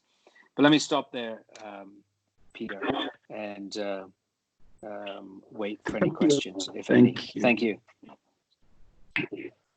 Thank you. I think that is a very detailed, of course, observations that you put on e-commerce and how we need to change our lives going forward. And I think that is a key thing now. Of course, there are many, many questions for you that are coming, and I want you to be on standby so that you can maybe help us now answer some of them. But of course, each one of you is a panelist, many questions. But before we go to that, which will be the next session, I want to bring, of course, Godfrey Walakira. Is Godfrey there? Godfrey Walakira is representing the Honorable Minister of Trade in Uganda, who together with other ministers are currently in an EAC meeting. Godfrey, are you there? Godfrey Walakira. Listening. Godfrey, are you there? Getting me? Yes, I'm there. Listening. Yeah. You need to say that. Yeah. Godfrey, thank you very much for creating time, of course, to represent the minister. But quickly, if you can take us through from what measures that are being put in place to protect the cross-border traders, while of course ensuring the trade is conducted. Of course, you've seen a number of challenges along the borders, Busia, Malaba. We have seen, of course, borders in Rusumo. We have seen now over 1,000 trucks again between South Sudan and Uganda at Nemule border. And these are some things we've been dealing with on a daily basis. What is it that we're supposed to put in place to ensure that cross-border business to continue and also protect the small traders? Remember, we had so many small traders who are doing cross-border and are unable now to participate because of some of the measures that have been put in place by governments. How do we ensure that still that continue? And of course, that kind of business is still protected. And of course, encouraging business to continue. Please proceed, Godfrey. Yeah, thank you. I first bring the apologies of the minister. The minister right now, she's attending an EAC meeting. And thanks again, EABC, for organizing these meetings. It has come at a timely period. But in terms of the two questions you have raised concerning the cross-border, I'll first look at it in terms of what is government doing to enhance cross-border trade. First, understanding in terms of like us, I would say like the four East African countries are landlocked. So we realize that trade is important and logistics are important to the four countries. That is Uganda, South Sudan, Rwanda, and Burundi. So the moment we think of logistic arrangement in terms of the Northern Korean landlocked, we shall be affecting our economies. As government realized the importance of trade and the importance of traders to continue, but just continue in a safe manner. And in terms of allowing that, there are a number of initiatives that have taken place along the borders. That is extending the working times of the health officials at the border area, because some of the delays we are raising because of the time element. And now the spaces have been expanded, and now we can see the traffic that was at the border, especially in terms of Busia and Malaba, we have seen a tremendous change and is reducing.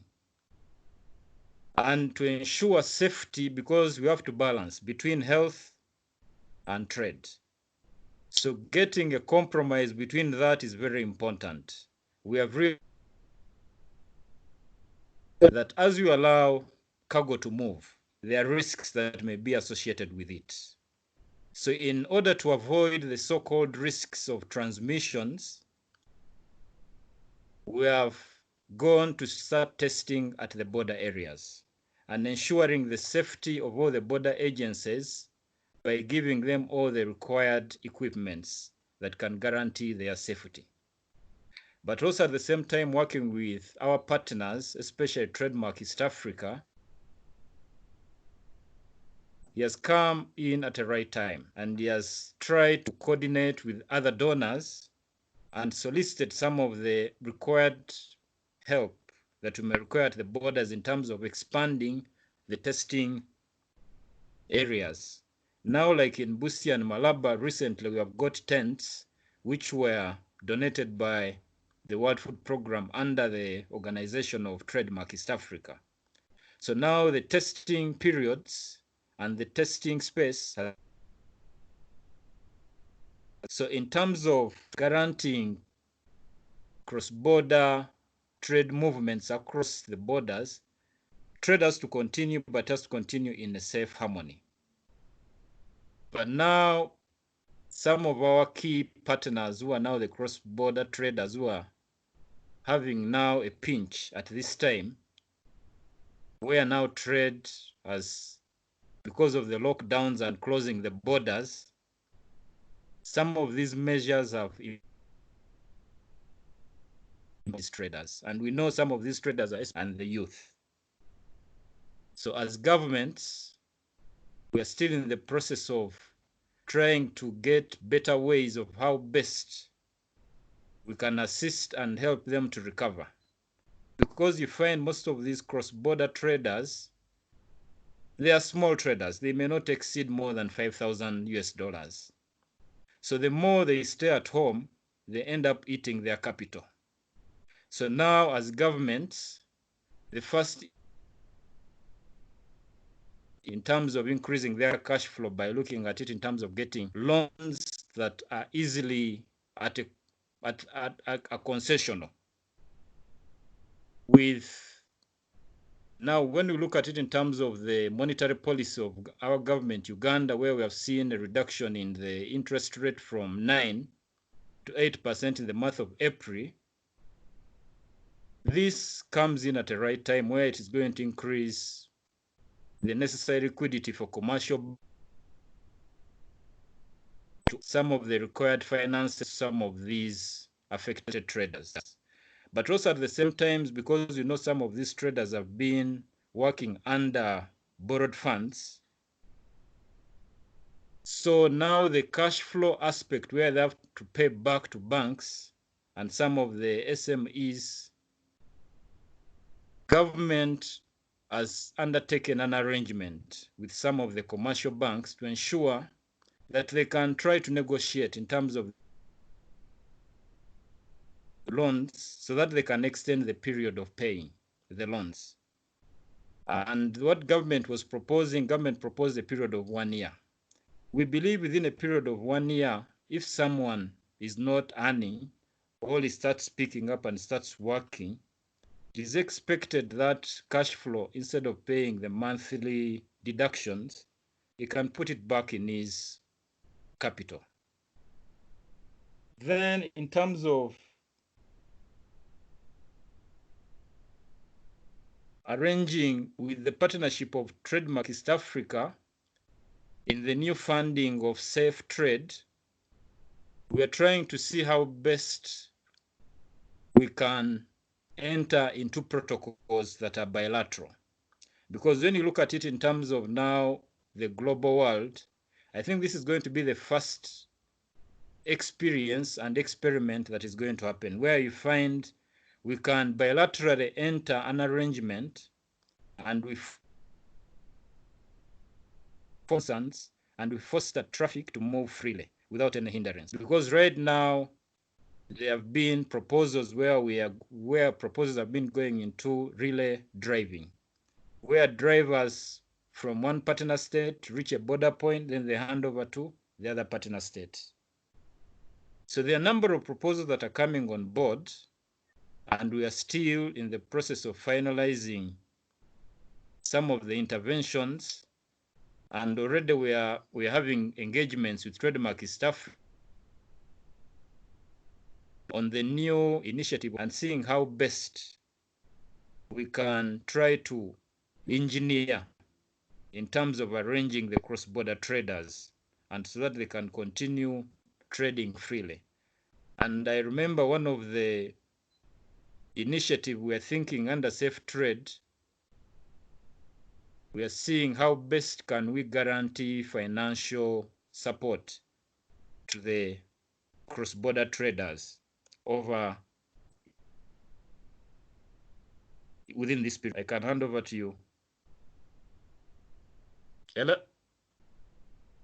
Okay, thank you very much. I think, Robert, Godfrey, I can hear you. Godfrey, I can hear you. I think you've done your submission. Of course, we'll be coming back to you in terms of the questions that are coming back. Of course, we're left with about 15 minutes. I would want to see how to utilize this. I don't know whether Vimal Shah is in this meeting. I would guess he should be. And Chairman Vimal, question that he has raised. Yes, I'm on if board. he's not, then yeah, thank you, Chairman Vimal. So quickly, if you can quickly, in your own, of course, experience, expertise, tell us, what is it that you need to do, or governments need to do, on opinion, either way, to cushion businesses in the region towards a rebound? If you are to meet now heads of state yourself in terms of, in few words, what is it they need to do now to rebound, to bring back the community into business? Thank you, Patrick, and good afternoon, everyone. I think that's a very important point. It's Peter. It's Peter. Peter. Sorry, Peter. Thank you. I think that's a very important Chairman. point. Are you hearing an echo from me?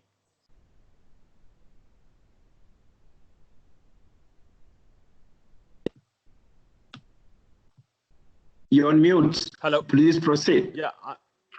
Okay, proceed. Sorry. Thank you. I think that's an important question. Proceed. Okay. Very important question. I think if I was to look at it from, we were in the post-COVID, pre-COVID moment before. Today, we are in an in-COVID moment. And in COVID, we've learned a lot of stuff. I think we've learned very clearly, just like Nick said, we've got to come together. And East Africa, in my opinion, has a serious opportunity. I think Frank also said it. We can actually come together as East Africa and stand together and say, fine, let's all become very, very united as East Africa. One market, one people, one region, and that's it. The border around with the CET, let's make sure that that border is protected. And within ourselves, let's work together in full coordination. I think digitally, what Nick also said, digitally, our goods should be able to go through across borders without any problems. And I think that's an important point so that we harmonize everything immediately, number one. Number two, I think harmonizing a lot of mine is Kenya, yours is Uganda, and you are Tanzania, and you are Rwanda and Burundi, needs to move out, and South Sudan. We all need to say, we are one region, let's unite. In this post-COVID moment, remove all the backlog of problems, imagined or unimagined, and talk about how do we come together. There's food that can be produced even in Uganda, can be sent out to Kenya. There's other stuff that can be made in South Tanzania. It can be exported, and we become a united region. I think that's crucial. One thing we've done in the past, we've got a lot of paperwork, we've done a lot of thinking, but what's been missing is action. And I think this is a time for action for all of us sitting in all our countries. We operate as a company in three of the countries, and we realized we're still becoming silos. It's time now. It's a COVID moment. Let's remove all the barriers we have and become harmonized. Wherever it's not working, make it digital. Today, we're having a digital meeting. Imagine the amount of money we were spending on going around to Arusha and having a meeting out there. This is possible, and I think this is a moment we should not miss. So my urge would be to everyone, whether it's countries, whether it's governments, Let's put down all our problems and say, fine, forget it, all is the past. Now we're united, let's make it happen. Thank you. Peter. Thank you very much. Thank you very much for that. And of course, now that covers basically digitals and other services that we've been. And now we have Simon Kaheru, of course, the chairman, representing the chairman of Uganda manufacturing sector. And of course, he's a board member. If Simon, you can tell us what are the opportunities for the manufacturing sector, immediate, mid-term, and long-term opportunities. From where you sit, of course, you are in the manufacturing sector yourself. What are the immediate opportunities? Thank you, Peter. I hope I can be clearly heard. So far, we've had very good submissions, very good contributions by all the panelists, and it's really great. I think besides what has already been pointed out, including top to bottom, very well covered, a lot of focus was made on the challenges that manufacturing would face in East Africa, in the different countries and the region as a whole, including, of course, lower consumption because people are at home, they've run out of income, supply chain disruptions, which has been talked about quite a lot this afternoon, raw materials shortages, and even shortages of spare supplies, you know. And right now, many factories are still grappling with this because most of us have original equipment manufacturers based in other countries. And when they need to do any modifications, you know, doing any fixes, quick or slow, they need to come in from their countries. With airports closed, that means a lot of production has now slowed down. And then, of course, an increase to labor costs, starting with even the need to implement the new social distancing rules and public safety measures, you know, with more PPEs, sanitizers, so on and so forth. So there's a lot of focus that's been placed on challenges, but I'm happy that forums such as this talk about more of the opportunities. And speaking from Uganda, we've been very fortunate that our president himself, right from the very top, he's been the epitome of the phrase that both Frank and Nick have used this afternoon: never let a good crisis go to waste. He said right from the beginning that he disdains anybody who talks about this being a time of doom. Anybody who's doomsaying right now has it all wrong. From the manufacturing point of view, and he's been very clear that that's where we need to start looking from. From a manufacturing point of view, this is a time of opportunity. We've seen this opportunity, low-hanging fruits, and I like the way you've broken it down to short-term, medium-term, and long-term. We've seen people taking advantage of the low-hanging fruits already. For instance, production of PPEs, whether it's hand sanitizer by the different alcohol companies, even the company I work for, Renzori. We bottle water, but we are now producing hand sanitizer. That's an opportunity that manufacturing has quickly taken up. The president has been highlighting one very interesting example of poultry farmers. Of course, being in Uganda, we talk a lot about agricultural processing and pre-processing. We have very many poultry farmers. Most of the egg production in Uganda is done in East Africa is done in Uganda. Poultry farmers were worried about the future of their investments, their industry, because, of course, with tourism dead, hospitality at a standstill, and people locked up in their homes and not being able to move so freely, they didn't have the markets to go to. And the president said, you can make mayonnaise. Mayonnaise is not necessarily staple consumption in East Africa, but we do know that in Europe, the developed world, it is staple.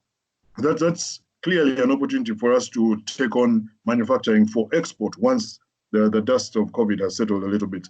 But you even have certain manufacturers taking advantage of small opportunities that will definitely become big in the long term. Like, for instance, Reco Industries, one of the Ugandan long-term manufacturers, has started producing casein, again out of eggs and eggshells. So the opportunities are many when you look at it from the hard production perspective. But then I wanted to focus on a number of opportunities that we need to look at more holistically as manufacturing across East Africa. What COVID-19 has done, this situation that we're in today of lockdowns and making all these changes to the way we operate as people and as countries, is first and foremost it has made governments prioritize manufacturing as the mainstay of these economies. It's always been paid lip service across these different countries, but during this crisis, and that's why I like the phrase, we shouldn't let it go to waste. Manufacturing has been prioritized number one in all the East African countries. The governments have done everything within their capabilities to ensure that whatever restrictions are introduced are restrictions that ensure that manufacturing continues. And in Uganda and in Kenya, the word suicide was used. If you stop manufacturing, that's economic suicide. You know, that's a very, very important opportunity because it ensures that we, as manufacturers and as business people, maintain that space that we've now been actively given. Because when our main partner in the development of this region stands up and says, without you, we are dead, then you need to step up and impress that advantage upon everybody, impress your relevance upon everybody out there. Linked to that is the main topic that we've been grappling with over the last couple of weeks, which is cross-border activity. And it's right now on top of everybody's agenda. Kenneth spoke about it. Godfrey has spoken about it. So did Frank, and Nick also highlighted this. Right now, we know that the transmission of COVID-19 is not being imported into East Africa, but is being carried across the borders. Why am I talking about this as an opportunity? As the East African Business Council, we've been highlighted, we've been underscoring the fact that East African community integration is supposed to be private sector led, right? We've complained over the last 20 years in different forums that has been put on paper, but has not necessarily been practiced in government policy. Today, what COVID-19 has done is it's made the government sit up and realize that if anything needs to work, it is ensuring that our cross-border activities are seamless. It's ensuring that there is harmony between all these East African countries. The president of Uganda, in his last address, talked about, in his second to last address, spoke about East Africa being like a home with different rooms. If you sweep the sitting room, but your bedroom is still filthy, within no time, you're going to carry the filth from your bedroom to your sitting room. And that realization by the governments, now looking at it from a point of life and death, gives us the opportunity to ensure that from now on, all the policies that are being implemented in these 5 nation states are wholesome, looking at the entire region, whether it's a public health policy or a business-related one. We need to ensure that the governments continue in that spirit, and that the ministers of health, for instance, who are now sitting together on one platform to discuss how to fight and manage the spread of COVID-19, continue talking about this, whether it's 5 years from now and they are talking about a cholera outbreak in any one of our capital cities, or what medicines need to be produced in each of the different countries, the manufacturing institutions or factories. Another good opportunity that I need to point out, which needs to be looked at, it's now being treated as a short-term opportunity, but we need to now elevate it to a long-term one, is all the contributions that business is making towards this effort against COVID-19. In all the different countries, the private sector has come up and has donated money, foodstuffs, medical material. The East African Business Council has done a good job of rallying different partners. Timea has also been involved in providing thermometers. All this is the business community stepping up and saying, here, we have something additional to offer. We are together in solving this problem. The business community could have stood back and said, we pay taxes, use our taxes to fix that problem. But no, we got up and said, we are going to give you everything we've got. We repurposed our factories, repurposed equipment. We are working with the government in the field on COVID-19. Now, the reason I call that an opportunity that we need to harness and grow into something else is because it now puts us in the same room with the government as we deal with a crisis. And once that crisis is dealt with, we need to continue being in the same room on a day-to-day basis. It should be business as usual for all government entities to consult with, to work with the business community in identifying opportunities, making use of them, solving problems, growing this economy that we call East Africa. And I need to point out that it's an even bigger opportunity because now we have a much better engagement platform. And Frank spoke a bit about engagement. It's very, very important to highlight that because we're now in a position where when we speak with the government, we're listened to as equals because COVID-19 is not going to attack only vulnerable people. No, political leaders, entire economies are being brought to their knees. The developed world is now on its knees because of COVID-19. So there's no more knocking heads right now to find a cabinet minister. I'm sure in all the East African countries that has been the position. And in the last couple of weeks, Peter, I'm sure you can tell everybody, while we've been dealing with cargo transportation restrictions, it's been much easier to call up a government official and say, listen, I have this idea, and to get a listening, to get an ear that's ready to take on what you're saying. Because this is a problem that came in and there was no saying it was only the medical people or the technical people who knew what the solution was. We've got to work together. And that's something that we've got to build on for the good of this East African economy. Thank you. And Peter, just to conclude, there's the last which Nick spoke about and that we need to focus on as East Africa, technology. Going online and making use of technology so that these captive markets that we have when a lockdown happens can still be served and so that the economy can still go on running for the good of everybody. Thank you for that. I think we are now almost concluding, and I would want, as we do that, of course, each panelist will have to do their remarks, but answer questions that are being raised, so many of them. But the first one goes to Frank, and what the participants are asking Frank is that how do we ensure full digitalization of the port and border points to minimize the risk of spreading COVID? That is something we had mentioned at some point that Trademark, of course, is interested in. But now these are participants asking this, Frank. Okay, yeah, no, I think Kenneth made the point that there's been a lot of progress towards digitization. It's not all broken.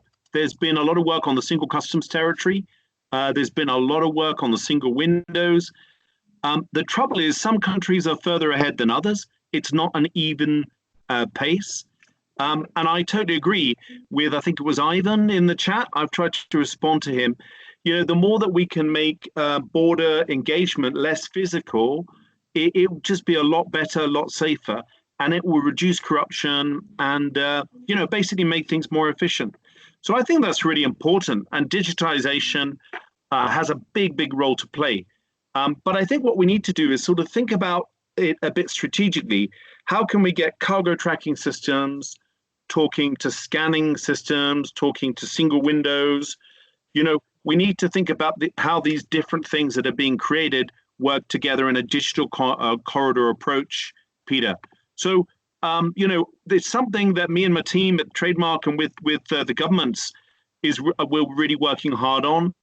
And something that I think has a long way to go. And I couldn't agree more with Nick and Simon about the importance of e-commerce, digitization. We got to use this crisis, take advantage of the opportunities. So I'm totally with them on that. And I totally agree as well, if you don't mind me saying, with Vimal and others, and I think Nick, they said we need to be together at this time. You know, when I've started at Trademark to look at other parts of Africa, and it's amazing when they don't have an EAC there, just how much harder it is. We take the EAC sometimes for granted. It's a key asset.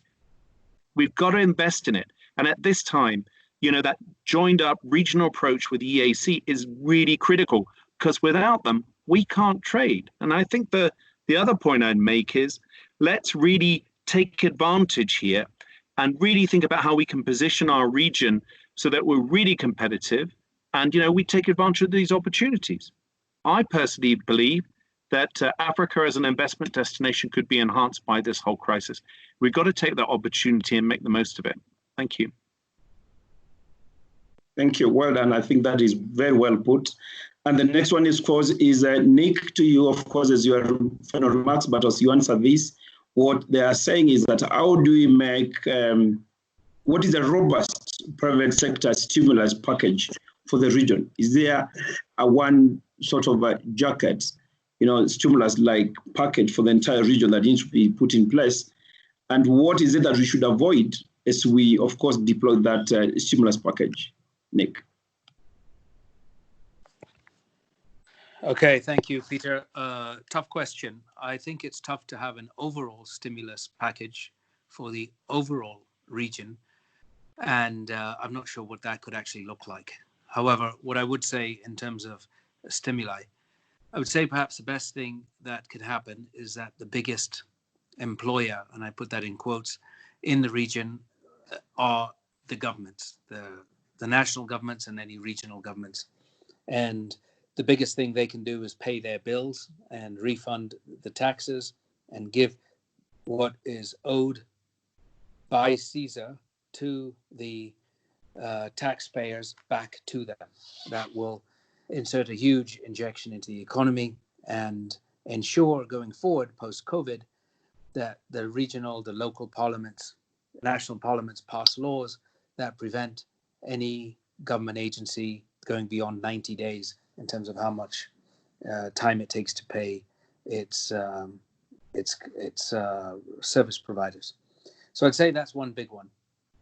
In terms of a stimulus, well, then it all depends on what the governments and private sectors together decide are the priorities. Of course, everyone's going to push for them. But when we talk about what Simon was saying, which is a national agenda, has to be about adding value, i.e. manufacturing, then I would say that the stimuli that they could put in there would be ensuring that the costs of setup and transaction costs are as low as possible. And that means lower power, lower import duty, lower challenges in importing products and so on.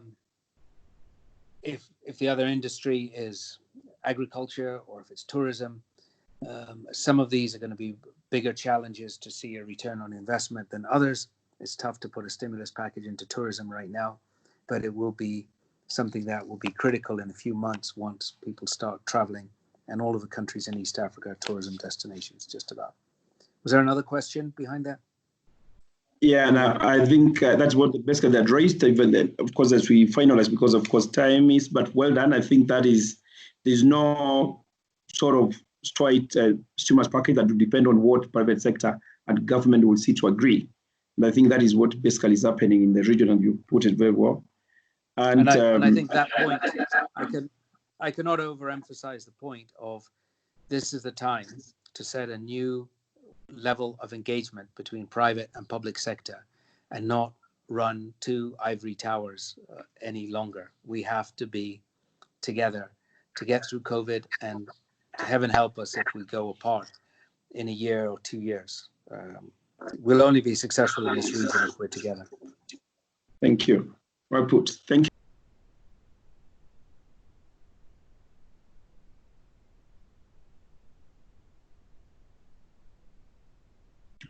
Peter, you're muted. Sorry, we can't hear you. Sorry. Yeah. I'm asking this to Dr. Kirsten. Dr. Kirsten, you've said, of course, the need for regional approach, and that is coming out almost from every presenter. Do we also think of specialization for each particular state? For example, we look at the competitive advantage for each country. For example, is manufacturing, and we think this particular partner state is good at that. Can we all support this particular country? This country is good in tourism. This country is good in infrastructure. This country is good in agriculture and so forth. What are your thoughts? Should this be the way forward, Dr. Kirsten? Yes, thank you. Yes, I think that would be a good way forward, but we all know that this is very complex, and these ideas are not new, and it requires discussions and negotiations. So certainly this is a long-term approach, has always been in regional integration, developing regional value chains and focusing on the competitive advantages of the countries. But I think still some more short-term initiatives are necessary to allow this. I mean, this is the whole issue on regional supply chains, making this happen. But But yes, I mean, as said by the other speakers and Nick, this is the time the region has to stand together and accelerate, and this of course means some countries have to give up some of their industrial development. So this is the difficult part of it. But yeah, this is the time to think about it. Yeah, thank you very much. I think Dr. Christine, that is well answered. And finally, is of course before we go to Robert, we're going to have Kenneth Bagamuhonda. The issue of how do we manage the trade-off between import substitution strategies and export promotion objectives. This is coming from the participants. Kenneth Bagamuhonda. I don't know if you got it right. The trade-off between import substitution. Yeah. Proceed. Thank you, Peter. This is Kenneth. I think the balancing is one is not the alternative of the other. I think the import substitution strategy is really intended to create some kind of self-reliance in terms of the essential products that we need in the region. And it does not mean that we are going to produce each and everything. It is about the areas where we have comparative advantage.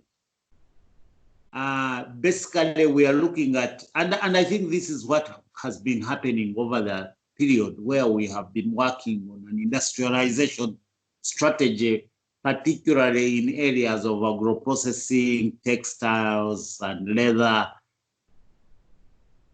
the autos, the pharmaceuticals, and the edible oil, all these other things. And I think what we need to do is, how do we build backward linkages so that we create the value chains? Now, the most important thing is this: we need to identify the centers where some of the products can be efficiently produced so that they feed into each other.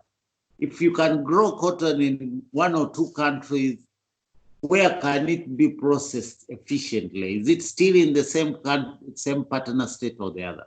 Now, by doing that, we can also now, with the export promotion strategy, is also now perfecting our own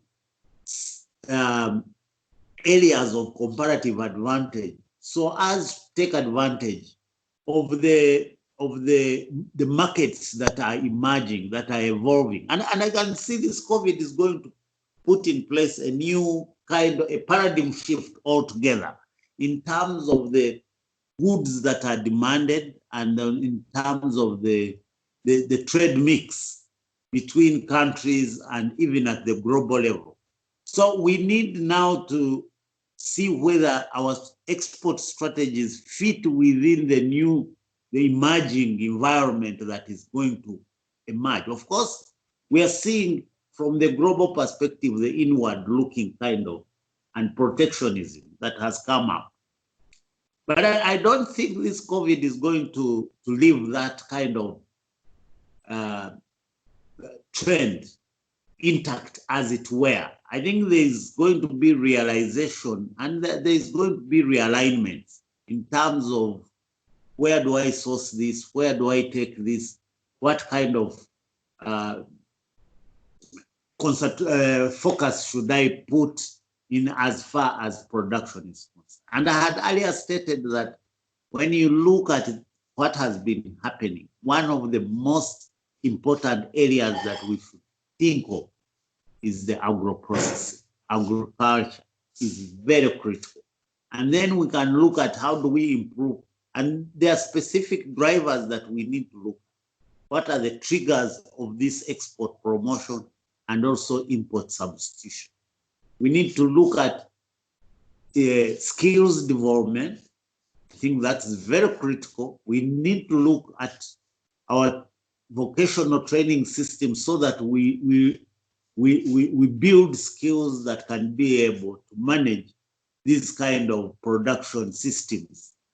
we need also to look at how our financial inclusion strategies are and reorient them to being drivers of development and growth based on industrialization and agricultural modernization.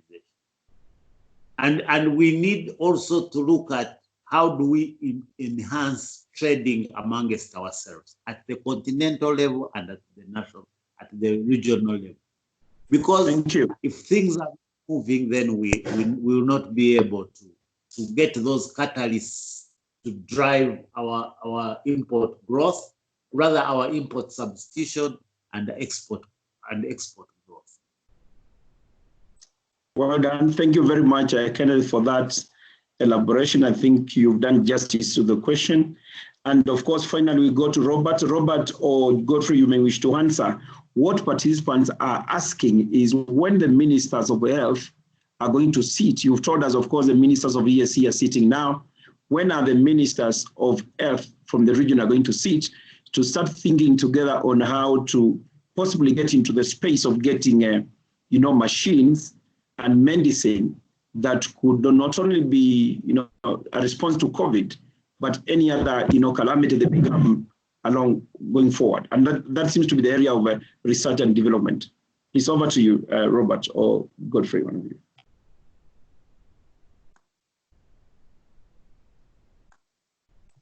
Robert. So, Katende. Robert, are you there? Yeah. Yes. Yeah, please proceed. Yeah, proceed. And let's put on my mute stay. Proceed. Yes. I hope you got the question. Yes, I did. Please do briefly so that we can wind and thank you. Yes. I think it's really clear that it's already been articulated, and I will not really, I'll be brief on this one. This is a situation that really came so abrupt. It is not a challenge to EAC only. I think we have seen that even in developed countries where there is a lot of struggle to contain this pandemic, a lot of challenges are required. Hospital beds, there are challenges in meeting necessary PPEs. So I think when the ministers meet, it's important to prioritize investment into health infrastructure. It's very, very, very important. And the other thing is really to discuss on how there could be calibration on manufacturing. We've seen in the US, for example, that when the issue of ventilators came up, most companies that were even manufacturing motorcycles, motor cars, and other goods, they immediately switched to manufacturing ventilators.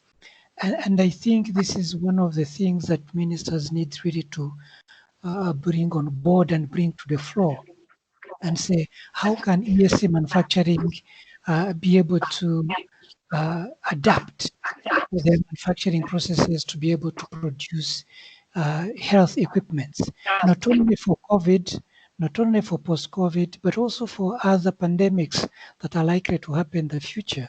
I mean, we are living in an ever-evolving world where, the health challenges are increasing, environmental challenges are increasing. So we are likely to have, not only probably on the same scale, but on another scale, where we are likely to face similar health situations that are going to entirely cripple economies again or social settings.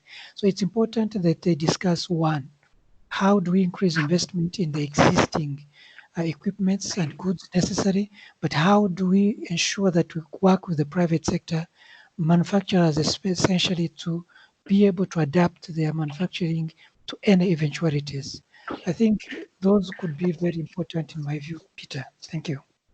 Okay. Thank you very much. I think that is well done. I have many, I don't know, Ahmad is there from Tanzania, or Erio, or Paul Koi, because we are closing. This should be the last comment so that now we close. Of course, there's a number of things that is Is Orio there? Emily?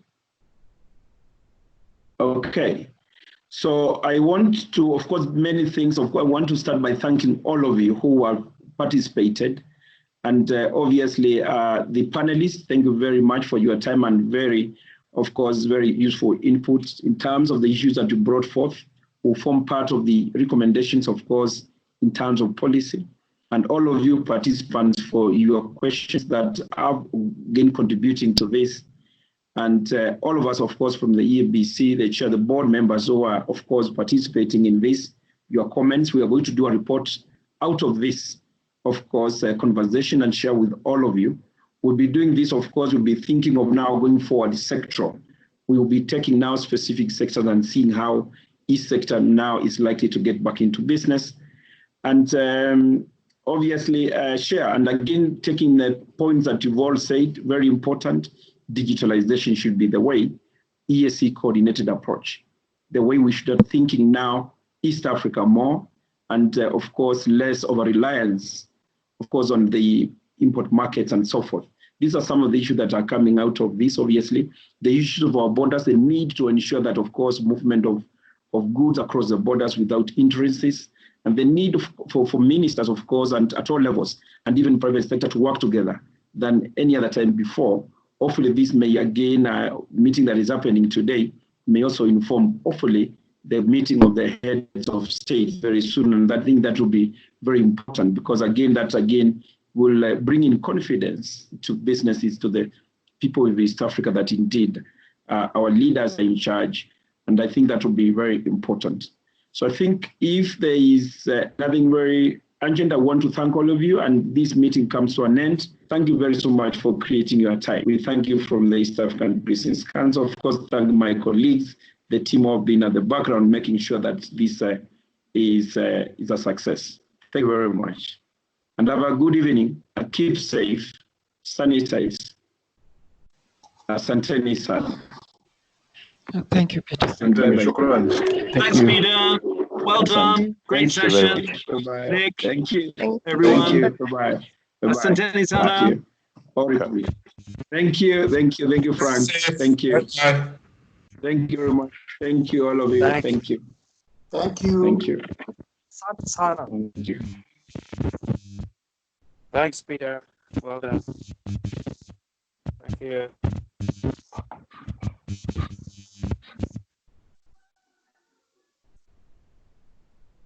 Everyone, bye. Bye-bye.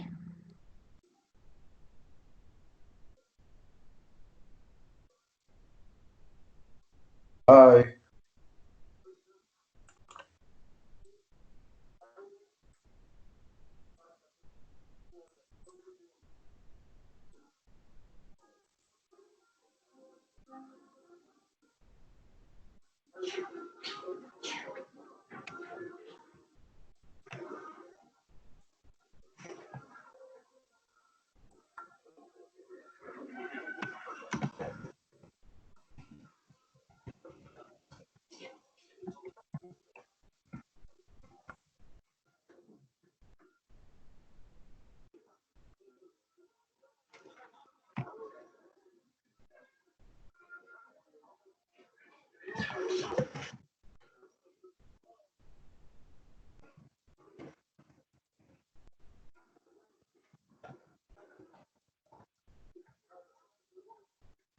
Trade corridors and supply chains.